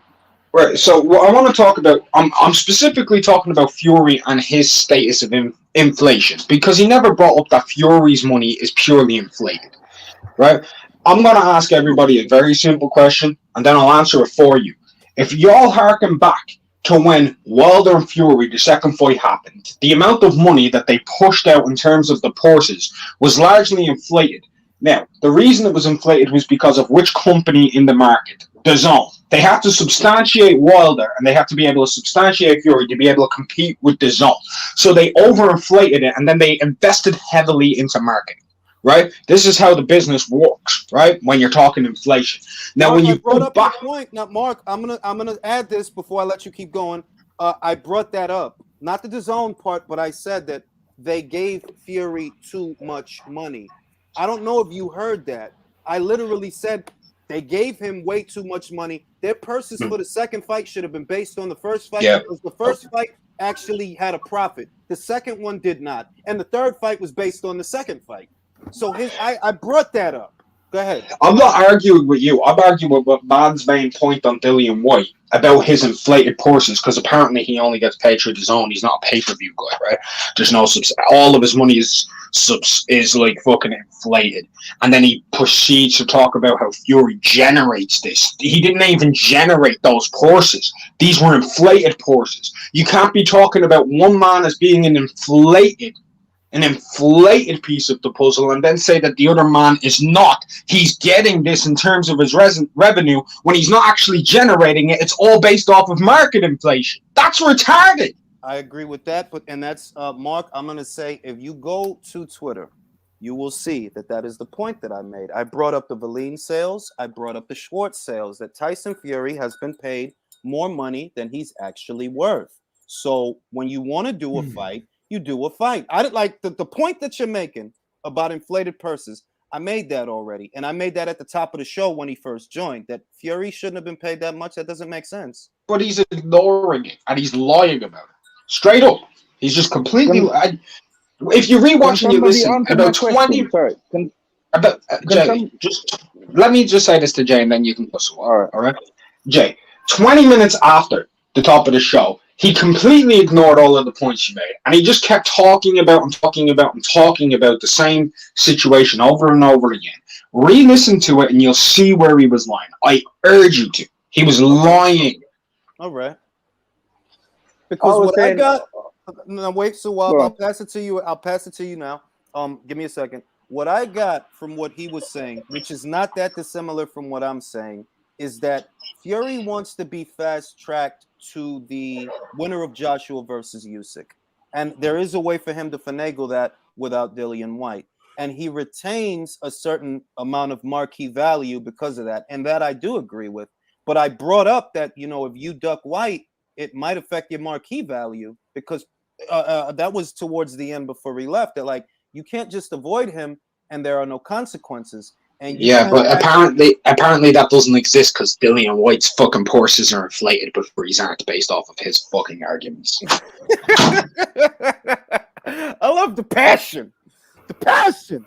But I did listen, guys. I did say, and that was right before he left, Tyson Fury is not in a place where you can put him in there with Kubrat Pulev and he's going to sell. No, he's not.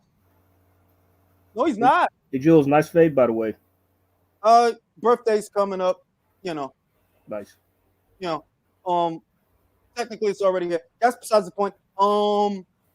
But yeah, a lot of the points that you're raising, I raised them, dog. Like I said, Tyson Fury's not a place where he can fight anybody. Canelo went in there and fought Plant who nobody knows. Tyson Fury's not there yet. They tried to do that with Tyson Fury in 2019, and he didn't sell anything. He didn't sell anything. If you try this again, and you'll see it, If he goes in there with a Geek Caballel, what, you're going to do that as a pay-per-view? Fury versus Caballel? That's going to sell? I wouldn't be buying. I'm not buying that shit. They do that. Now, let me read the super chat. Mr. T, I didn't think there could be anything worse than being called an email or a Reggie champion, but Suleiman found a way. At least he didn't make Devin Haney a Pride champion on Pride Month. Like, I get the points that everybody's making, but there were salient points made on the other side. If I'm Dillian Whyte, or if it's not me, forget if it's me, I cannot expect to get this fight at 45, and that's the truth. No, you can't. You're not getting it at 45. That's the truth. Okay, Julius. Go ahead, Leo. Let me ask you this question. Maybe you can expect to do this fight for 45%. Okay. The question for me is this: does Dillian Whyte think so much about Tyson Fury to be taking reduced purse to make this fight? Because, in my opinion, the heavyweight division doesn't have a man like the guy that was in the chat said before. It doesn't have a man. It has two guys that want to be the man. That is Joshua and Usyk. And Dillian Whyte, being stubborn as he sees Tyson Fury, he says, okay, maybe you are the champion, but who you beat? A guy that I wanted to beat. Bro, listen.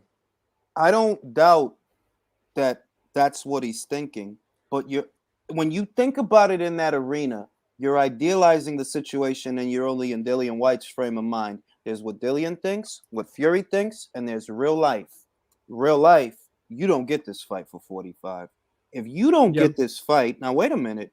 If you don't get this fight and you get that belt, the situation won't change. The people that support Dillian, they'll support him. The people that criticize him, they'll continue to criticize him. What's worth more? The fight. The fight. Period. There's no two ways about it. If you beat Tyson Fury, that changes everything. That's the truth. Now, you don't get the chance to beat Tyson Fury at 45. That's life, bro. That's reality. Okay, but wait. Maybe you are not going to fight Tyson Fury. But if you have the belt, you still could fight by Undisputed. And I brought Joshua or Usyk. Leo, now I brought that scenario up. Let's say Fury vacates, Whyte gets the belt, right? Okay. So now the winner of Joshua versus Usyk has two guys in the queue. Who's ahead of who, Fury or Whyte? Fury. According to me, Dillian Whyte. Bro, Sawab, listen, I don't, Sawab, I want you to understand.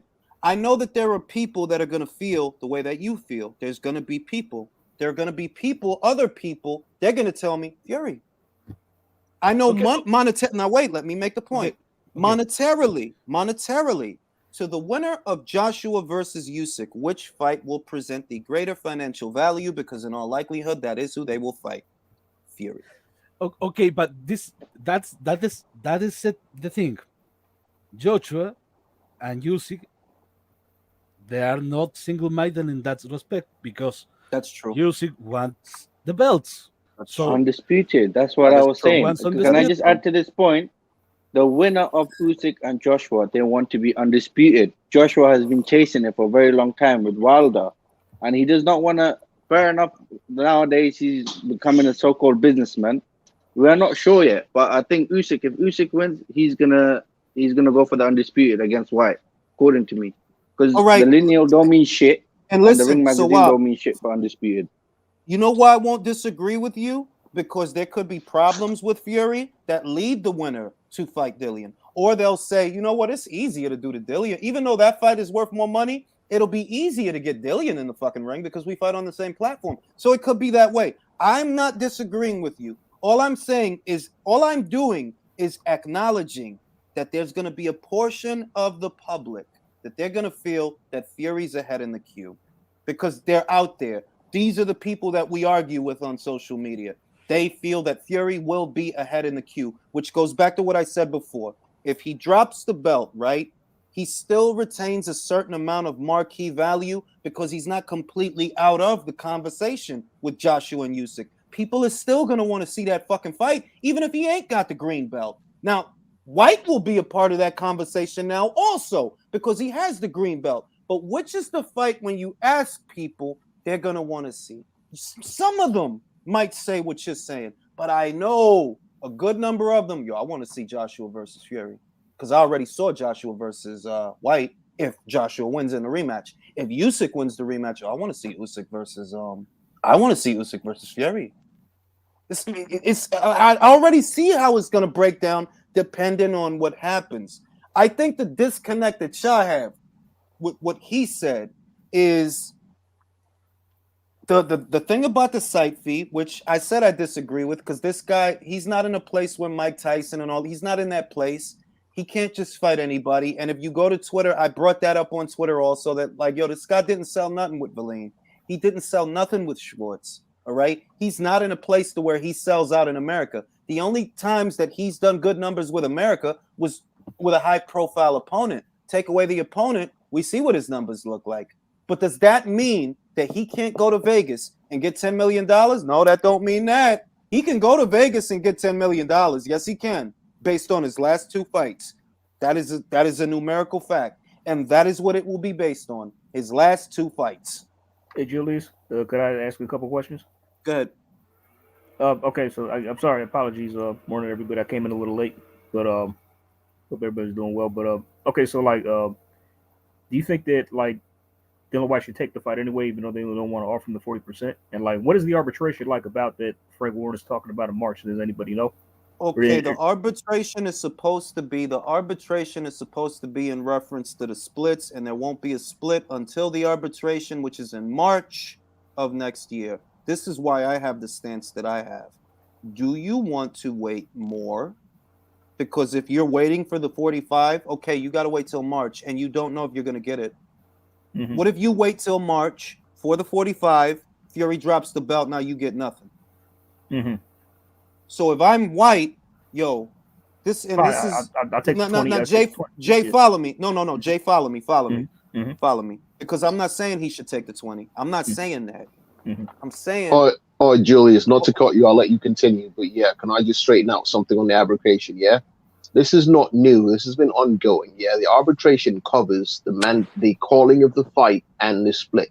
So they've already won one part of it because the fight has been ordered.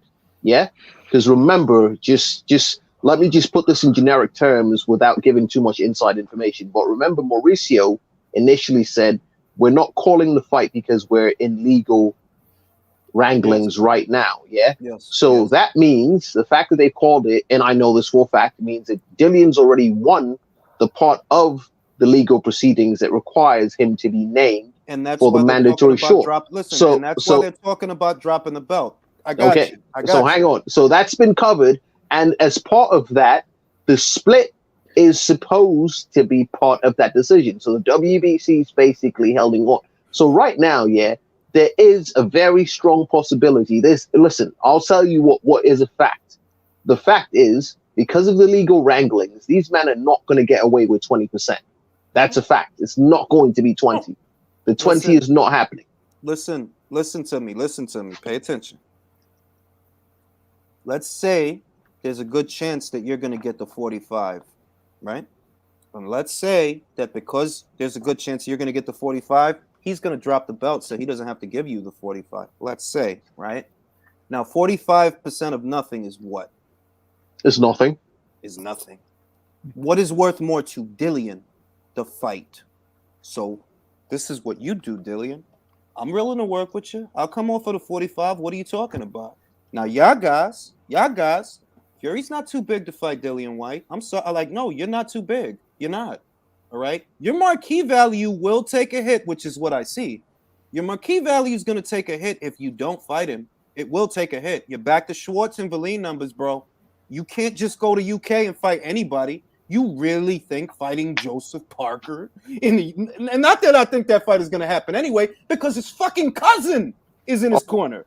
So all right, can I make just one quick point? Yeah, these men are talking marquee value. When I say marquee value, there's two different metrics. Yeah, people look at a metric of like social media, blah blah blah, for marquee value, and then there's the actual who puts asses in seats, and can this translate? At this point, yeah, Fury's alleged marquee value has not been monetized.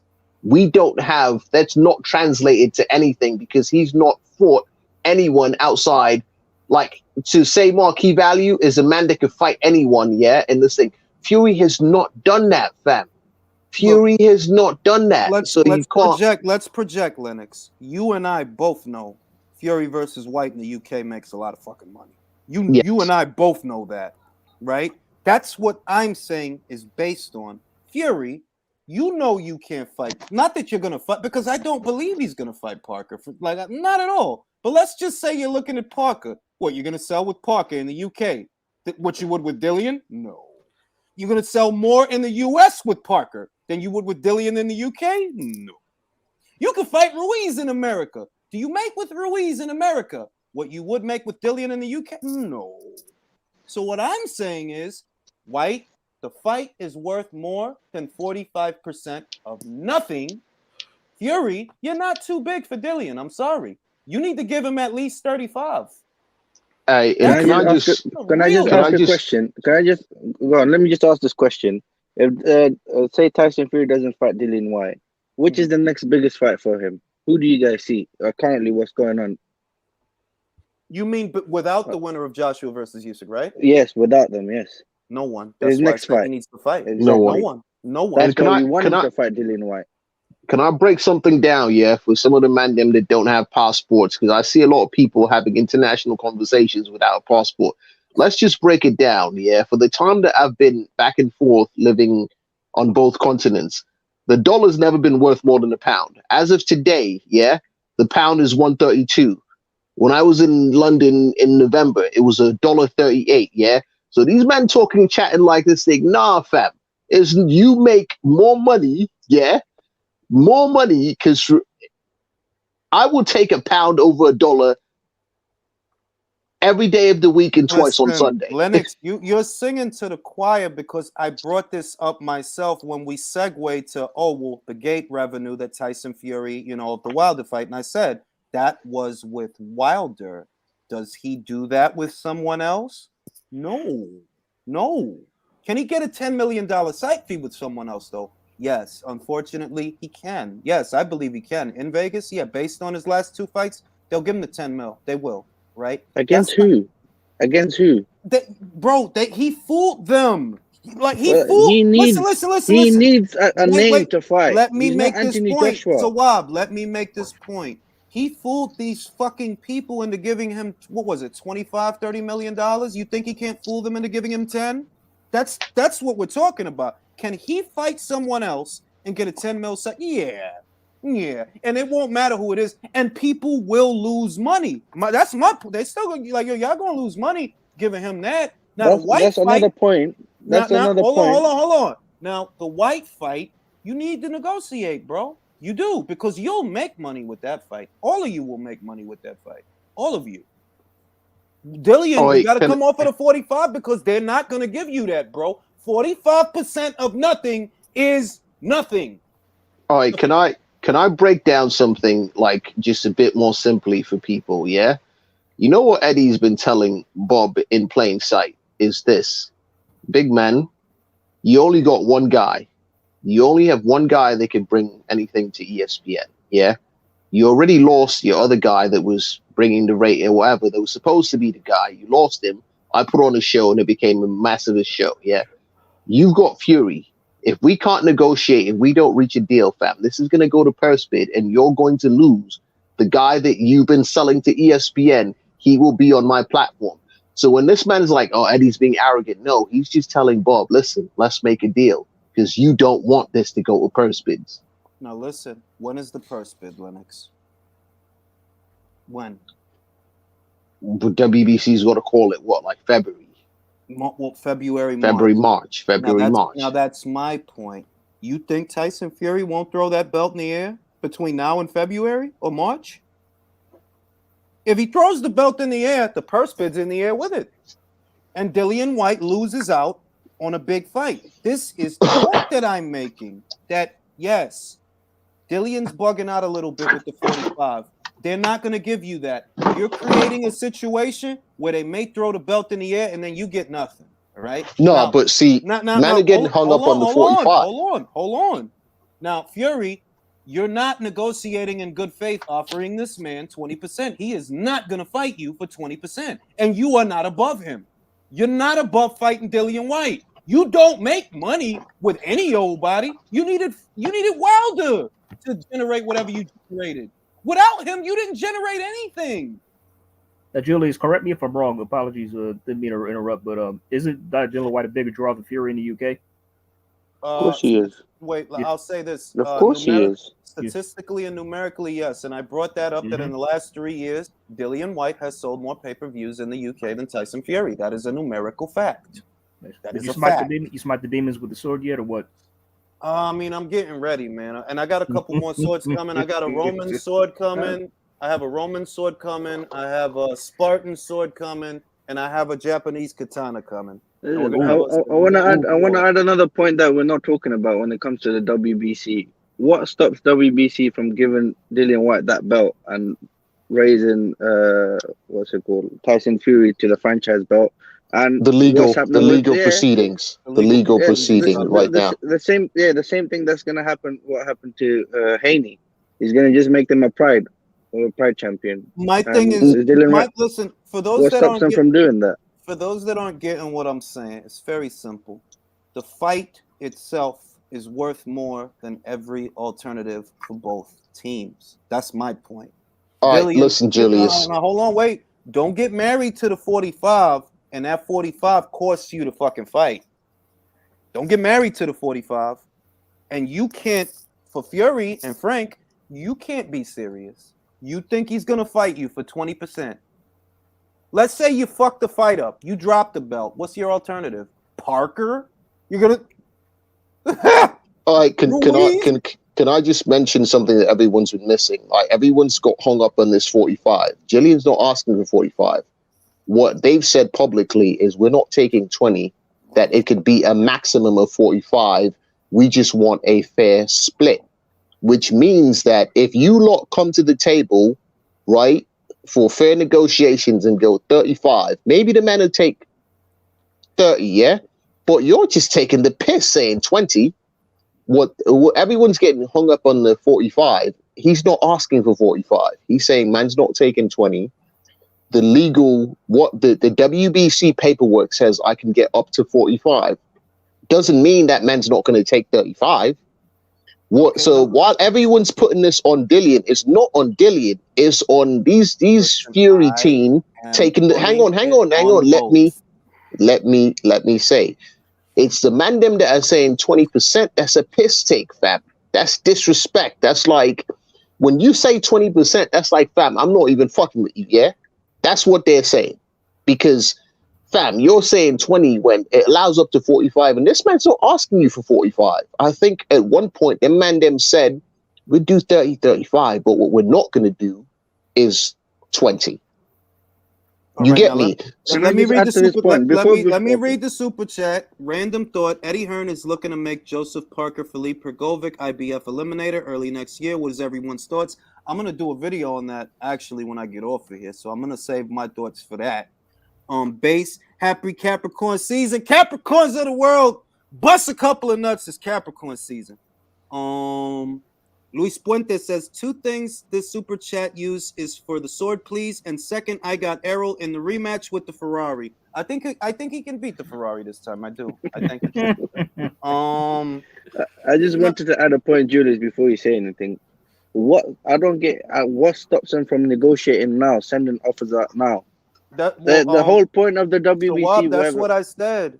They can do it amongst themselves. They don't need the WBC. Now listen. Did you hear me when I said that? I said Listen. Did you hear me when I said that I don't think Fury wants this fight? Did y'all hear That's when the I said point. that? That's I the don't point. think They're And just I don't using that think as he an wants the excuse. fight. And that's the point. That's where all the man them getting hung up on 45 when Dillian's never asked for 45. Man's just saying Listen, my we last gotta have. point, Lennox, my last point before he left was I look at how Fury's behaving, and I don't think you want the fight. Call it, you think it's fear or it's not fear? Listen, I just don't think he wants to fight. I don't. That's my point. What's stopping you? You don't need the WBC to determine a split. You can negotiate amongst yourselves. You want to give him 20? You're not serious, bro. You're not serious. That's what I said. You're not serious. You're not negotiating in good faith, offering up 20%. He won't fight you for that. It's a big fight. He won't fight you for that. No. And I didn't.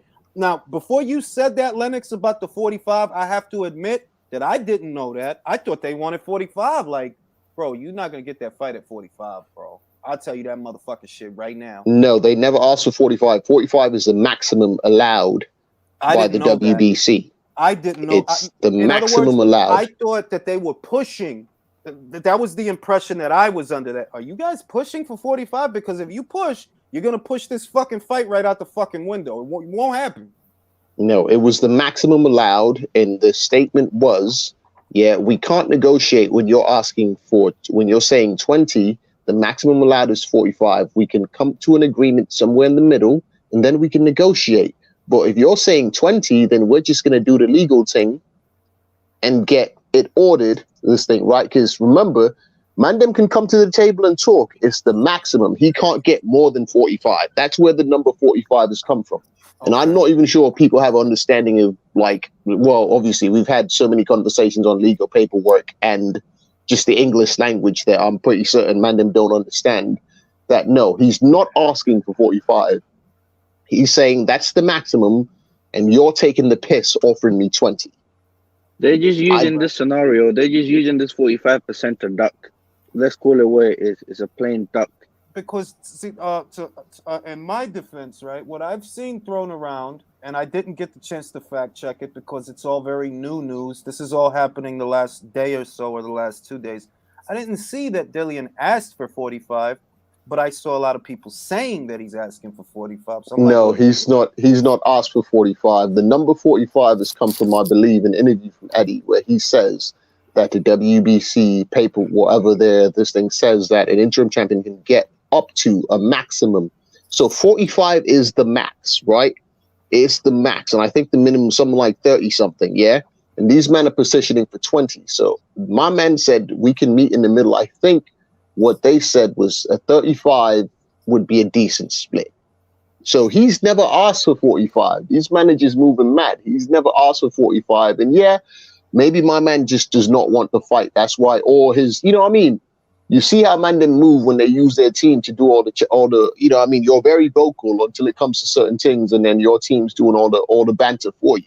Now, let me read the super chat. Theo says, kind of off topic, but the new Matrix movie was trash. I'd rather watch Matrix Revolutions over this one, and I don't even like that one. Well, thanks for fucking up the movie for me, Theo. Shit. Damn. Napoli, Dillian won't take less than 30% for the fight. That's my honest belief. My honest belief is that Gennady Golovkin fought Canelo Alvarez at 30%, and when I look at Golovkin's numbers and I look at Dillian Whyte's numbers, I see that Dillian is more of a proven box office draw in the United Kingdom than Gennady Golovkin was here in the United States ahead of the Canelo Alvarez fight. And I also see that Tyson Fury is not the equivalent of Canelo Alvarez in the United Kingdom. He's not. So the number that makes sense to me is 35 to 40. That's the number that makes sense to me. 35% to 40%. And if we be honest, Dillian Whyte will bring 60% of the audience, and Tyson Fury will bring 40% of the audience in the UK. Am I lying? See, like, so while I cannot answer that, you know the answer to that more because you're there, so you know the audience and the people that's there, the people that's on the ground. Lennox, I'll be honest. What I said was like, yeah, this man's got fans online, and that's why I was chatting about metrics here. We've not seen these men them actually put, you know what I mean, put their P's up to we're like, okay, yeah. Because all these men are chatting about is the reaction in the social media metrics after he fought the same guy 3 times. Exactly. Nah, he's got to get out there, yeah. As a matter of fact, maybe let's see this man not fight Dillian. Let him fight whoever he wants to fight, but do it in the UK. Let's see what your real value is. Now, Let's see, can you sell out? I brought that up, that if you fight someone else in the UK, it is going to hurt your marquee value with that audience. No, you're saying Lennox, hurt. Lennox, Lennox, let me talk. When Canelo Alvarez fought other people, and I said this while he was here, Canelo went aside, fought other people, and didn't fight Gennady. It hurt his numbers. It went from 6 to 3 in the American market with Liam Smith. So if Tyson, if you don't fight Dillian, whatever your marquee value is now, you're gonna hurt it if you fight someone else. So you need to fight Dillian Whyte. I see what you're saying when you say hurt. What I'm saying is it may actually show us what your marquee value really is. Well, I don't think. Look, balls to bone, right? And this is feelings. These are anecdotes. What you're about to hear from me is anecdotes. Anecdotally, I don't think Tyson Fury is worth that much in the UK. Anecdotally, whatever he did, his biggest numbers were with a high-profile dance partner. We saw what you did in America. We saw, like, you didn't do shit. You know what I mean? Like, they put you in there with Tom Schwartz. You didn't do shit. They put you in there with Otto Verleen. You didn't do shit. In the UK, I think it could be a little better. I can't see him selling 500,000 pay-per-views with a Geek Caballel. I can't see that. That's anecdotally. I can't see that. If Tyson Fury doesn't fight Dillian Whyte and he faces somebody else in the UK, I don't think people will go out to see it. I don't think people are going to buy the pay-per-views. That's my honest opinion. I don't think he will say even 200K pay-per-views in the UK. I'll say this, Sawab. He won't sell out the O2 Arena. I think that he could sell out the arena, not because of his marquee value, but because of Boris, and people are pissed and they want to go outside and fuck girls and drink beer, and I understand that. So I think that as an event, they'll do okay at the gate, but the pay-per-views, you won't do okay. People don't want to see that at home. People at home can be fucking or playing with their dog or whatever the fuck people do at home. But what they're not going to do is pay to see a fight they didn't want to see. They're not going to do that. The gate is different because that's people that want to go outside. Brother, I know right now. Khan and Kell Brook has sold out.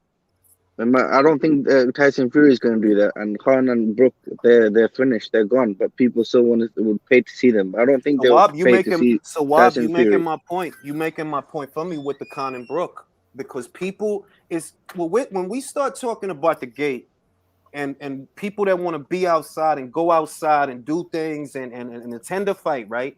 You talking about also people that are mad at Boris, all right? And that's their rebellion against Boris and the whole situation that we in. That's how they rebel. So at the gate, I think Tyson Fury could sell out maybe the O2. And that's a big maybe. Maybe. It's not the gate where you're going to get hurt. It's the pay-per-views. You're going to get hurt. You are, because people at home have in the current scenario. We're going to see this. We're going to see this now. Yeah, in what's happening in the UK. I think there might be a lockdown in January and February if the lockdown doesn't finish in March. And if Tyson Fury, my point, if Tyson Fury fights in a lockdown in the UK, we'll see how many pay-per-views he does, and maybe 500 people will be allowed. Listen, nightmare scenario for Tyson Fury, Frank Warren, and Bob Arum. Another lockdown in the UK with no gate revenue means most of what you hope to make is on pay-per-view. People aren't going to buy Fury versus Caballel. I'll tell you that right now. They're not. They won't. I don't think they'll buy Fury versus Parker. And I don't honestly believe you can get Andy Ruiz in the ring. No, his plan is separate from yours because the PBC don't have Wilder anymore. He is very close to retiring. Andy is their heavyweight pony. Go ahead, Lennox. Is that right? Who would say Dillian Whyte fight then next if he doesn't get Tyson Fury? Okay, would he be fighting for the belt, or is the belt going to be in the air? Let's use that scenario. What's happening with that? So, let's use that scenario. Okay. If Tyson Fury doesn't fight Dillian, belt goes vacant. Dillian he has to fight someone for it. The next man would be Wilder. Wilder will not fight him. I know that. He won't fight him. Mhm. I think the next man behind Wilder is Parker. Maybe he fights him in a rematch. What does Dillian Whyte versus Joseph Parker 2 do for the WBC title in the UK on pay-per-view? What does that do? 500K, 500K plus. I think that's a lot. 5? You think it does 5? Really? Because I can't tell Around you. about that. I can't tell you. Julius is like, I think they're like, because I know that. Okay, I'm sorry. I know I came in late, but was one guy saying like Dillian Whyte should get whatever they give him? Was one guy out here saying that? He was kind of what he was saying was that it's unwise for Dillian to pursue the 45. What they're telling me now is that Dillian isn't after 45. That's just the max of what he could get, but he himself is not after that. See, I didn't realize that. I didn't know that, but now I'm hearing it. They're like, yo, Dillian ain't asking for 45. That's just the max of what he could get.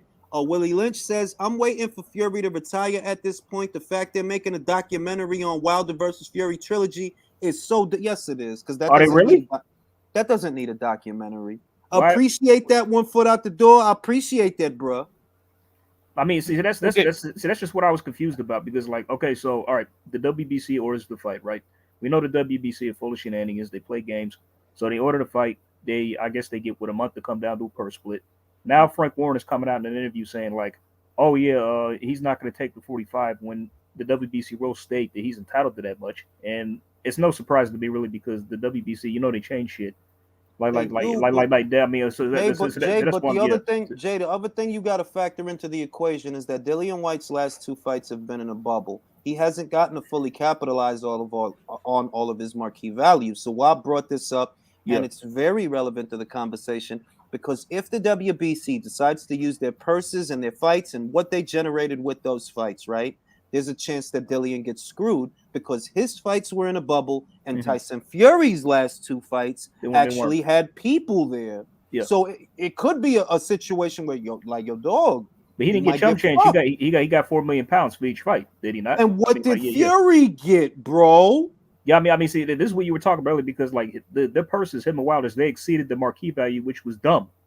That's why the rematch lost money. Now, look, just put it this way. Let's say Fury got between 25 and 30 for the second Wilder fight and between 20 and 15 for the third fight, or 25 and 30 for the third fight, right?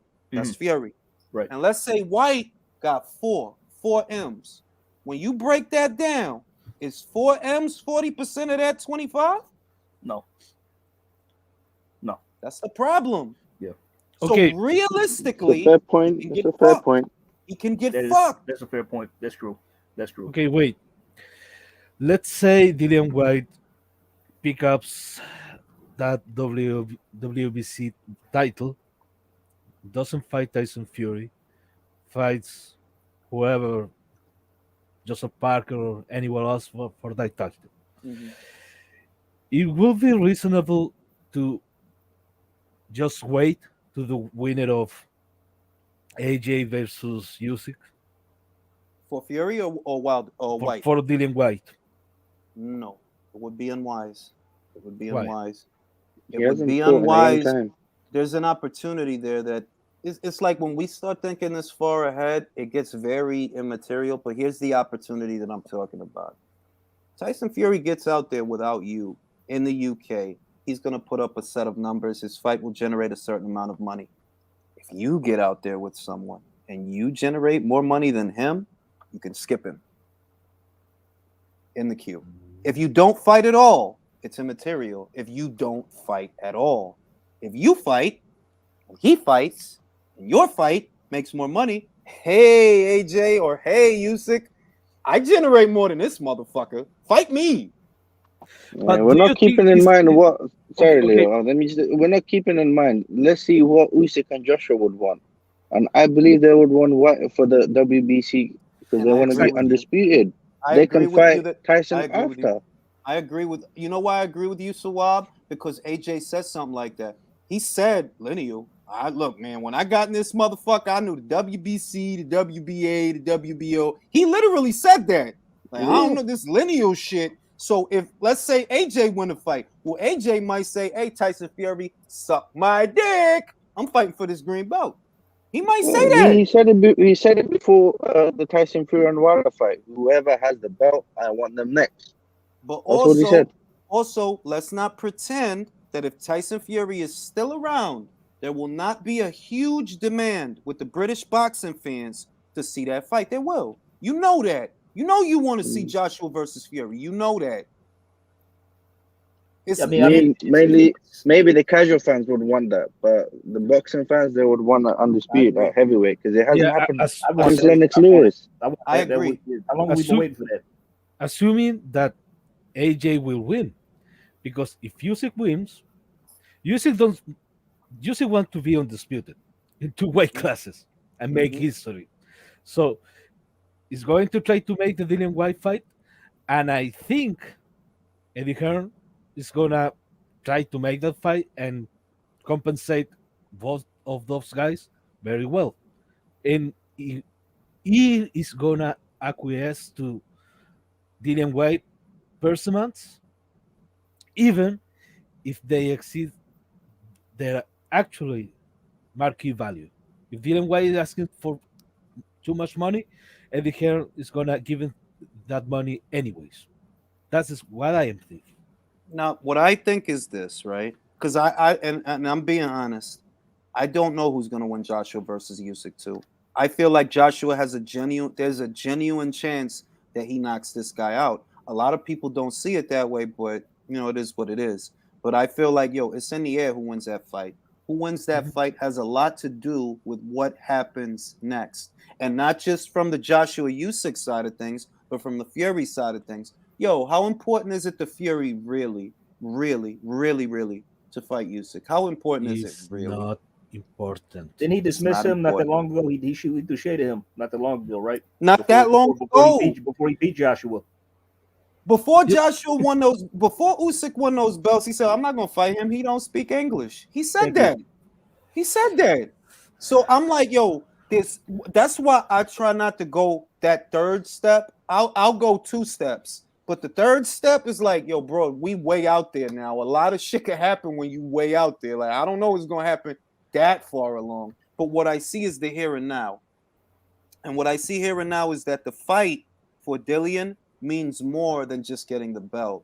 Like, the belt keeps you in the running for Undisputed. And it is something that you've wanted for a long time. But the fight is actually worth more than just the belt.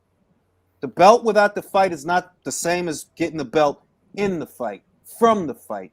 And if you really believe that you can beat Tyson Fury, if you really believe that, negotiate. You'll take it. Because another thing I'm thinking, and I know I'm going to sound crazy because a lot of people don't like hot takes, but I think that Dillian is a live fucking dog in that fight. Julius, you're not the only one. You're not the only one. You're not the only one. He's a live dog in that fight. And Tyson Fury, I said it while Joseph was here. I get the sense that Fury doesn't want that fight. I'll tell you this, Julius. I'll tell you this. I believe that Dillian Whyte gives him away the tougher fight than Deontay Wilder ever would. Do you believe that he beats him? Yes, I believe he can. Yeah, there's a high chance. It's a 50-50 for me. Yeah, but a guy 50-50 for me.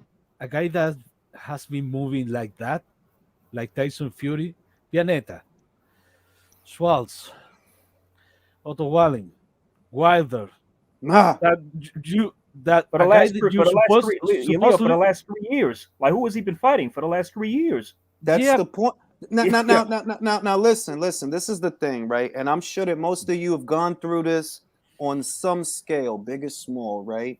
Right before you get what you want, you have to sacrifice. Right before you get what you want, you have to sacrifice. You have to give up something right before, and you don't know it or realize it until after you got it.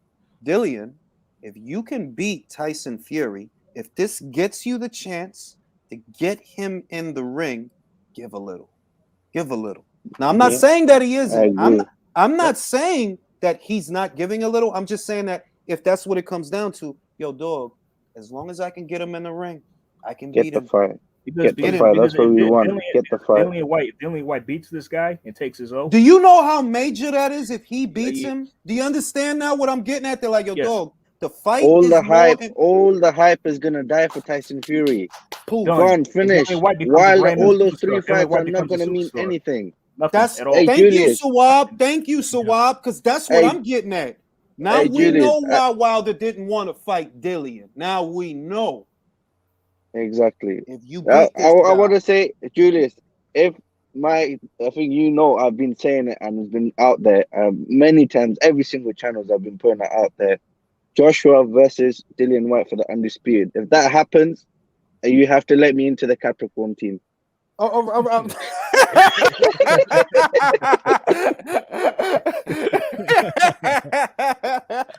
Yo, listen. That's the point that I'm making that about the fight itself. Honest to God, I don't like how Fury's moving at all. You see how quiet he is. He's not saying anything. He's not. Nobody's a dosser anymore. Nobody's a bum. Why are you so quiet? Why are you so quiet? You're never quiet. You never shut the fuck up. You're really quiet right now. Frank's talking. Bob is talking. You're not talking, right? I don't Only like how said he's not moving. my mandatory. The only thing he said in the interview, he's not my mandatory. He's only been mandatory for 1 week. That's all. I'll let Bob and Frank deal with it. He's moving like somebody, and I'm telling you the truth. He's moving like somebody that don't want to fight. That's what I see, and I said it while Joseph was here. I see how he's moving. I don't see a guy that wants to fight. I don't. Not Dillian. Like, don't fuck it up for yourself, Dillian. Nope. Get him in the ring. If Tyson Fury is really a Spartan, let me just get this in. If Tyson Fury is really a Spartan, he's not about the businessman. He's not a businessman. He's a Spartan. He should fight the next biggest fight because we know Dillian Whyte is the next biggest fight after Joshua and Usyk. There's nobody else out there. Who? Joe Joyce? Well, that's the point that's the point when me and Joseph Warrior Week Radio, shout out to him, when we were talking, that's the point that I was making. Like, you're not too big to fight Dillian Whyte. No, you're not too big. You can't fight Parker and get that same. No. The most that you can hope to do, which is true, is sit on your hands and wait for the winner of Joshua versus Usyk to emerge. But there are no guarantees that your marquee value will be the same by the time that happens. Because you do this shit, if you do this shit and people see it, a good chunk of them is gonna be something like, yo, you ass. It made my blood boil. How can he say that if Tyson Fury does not fight Dillian Whyte, it doesn't hurt his legacy? Well, what legacy? To that, this is what I'll go back and say. It does depend. Why does it depend? Let's say that he doesn't fight Dillian, and for the 6 months after that, they on his ass talking shit like, yo, you pussy, my guy. You fucking pussy. Shut the fuck up for 6 months, right? Canelo went through that with Golovkin. But if he fights the winner of Joshua versus Usyk, whichever it is, and beats them, that 6 months gets forgotten. Because that's how it works. Does he do that though? You know, does he really do? I mean, but this is why I mean that I try not to go that far ahead. If you go back and use Canelo as an example, every month, every week, every day before the Golovkin fight, you pussy, you pussy, you pussy. He got shamed into taking that fight by the fans. Right? And after that, people weren't happy. You fucking crook, you cheater, you pussy, you pussy, you pussy, till the second fight. Yes. The second But will fight, he take that chance? Will he take that chance to fuck up his whole legacy by not fighting Dillian Whyte? It depends. Because if he don't fight Dillian, he'll be pussy, bitch, shit, fuck, bitch, dasa, pussy for 6 months until he fights the winner of Joshua versus Usyk. And if he beats the winner of Joshua versus Usyk, let's say that's not guaranteed. That's not guaranteed. No, I agree. Joshua I and agree. Whyte will say, you did not fight Dillian Whyte. We ain't gonna fight you. We're gonna go and fight for the WBC belt. Now, bro, that's why I keep saying if, because we also have to think about them. What if they say, hey, Tyson, suck a fucking dick, suck a wet dick, I'm fighting Dillian because he got the belt. You don't have shit. You don't have shit. You got a made up Lenny. What? Lenny? What?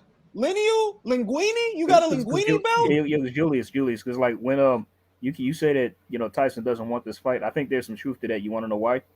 Because you heard, I'm sure you heard, everybody knows about the sparring stories they had a long time ago, right? Where Dillian claimed he dropped Tyson Fury. Tyson Fury's never refuted that. Listen, to my knowledge. listen. The Sword of Azrael fights with me, and I will read these 2 super chats. I got Lennox and Tyson flashbacks when you said that. I remember what Lennox had to do to get. Thank you, Willie, because that's what I see. There's something about Dillian that he doesn't like. I don't give a shit what, and I say it in every video. I don't give a shit what he did to Wilder because Wilder didn't fight Dillian, so it don't matter. There's something about Dillian that neither he or Wilder likes.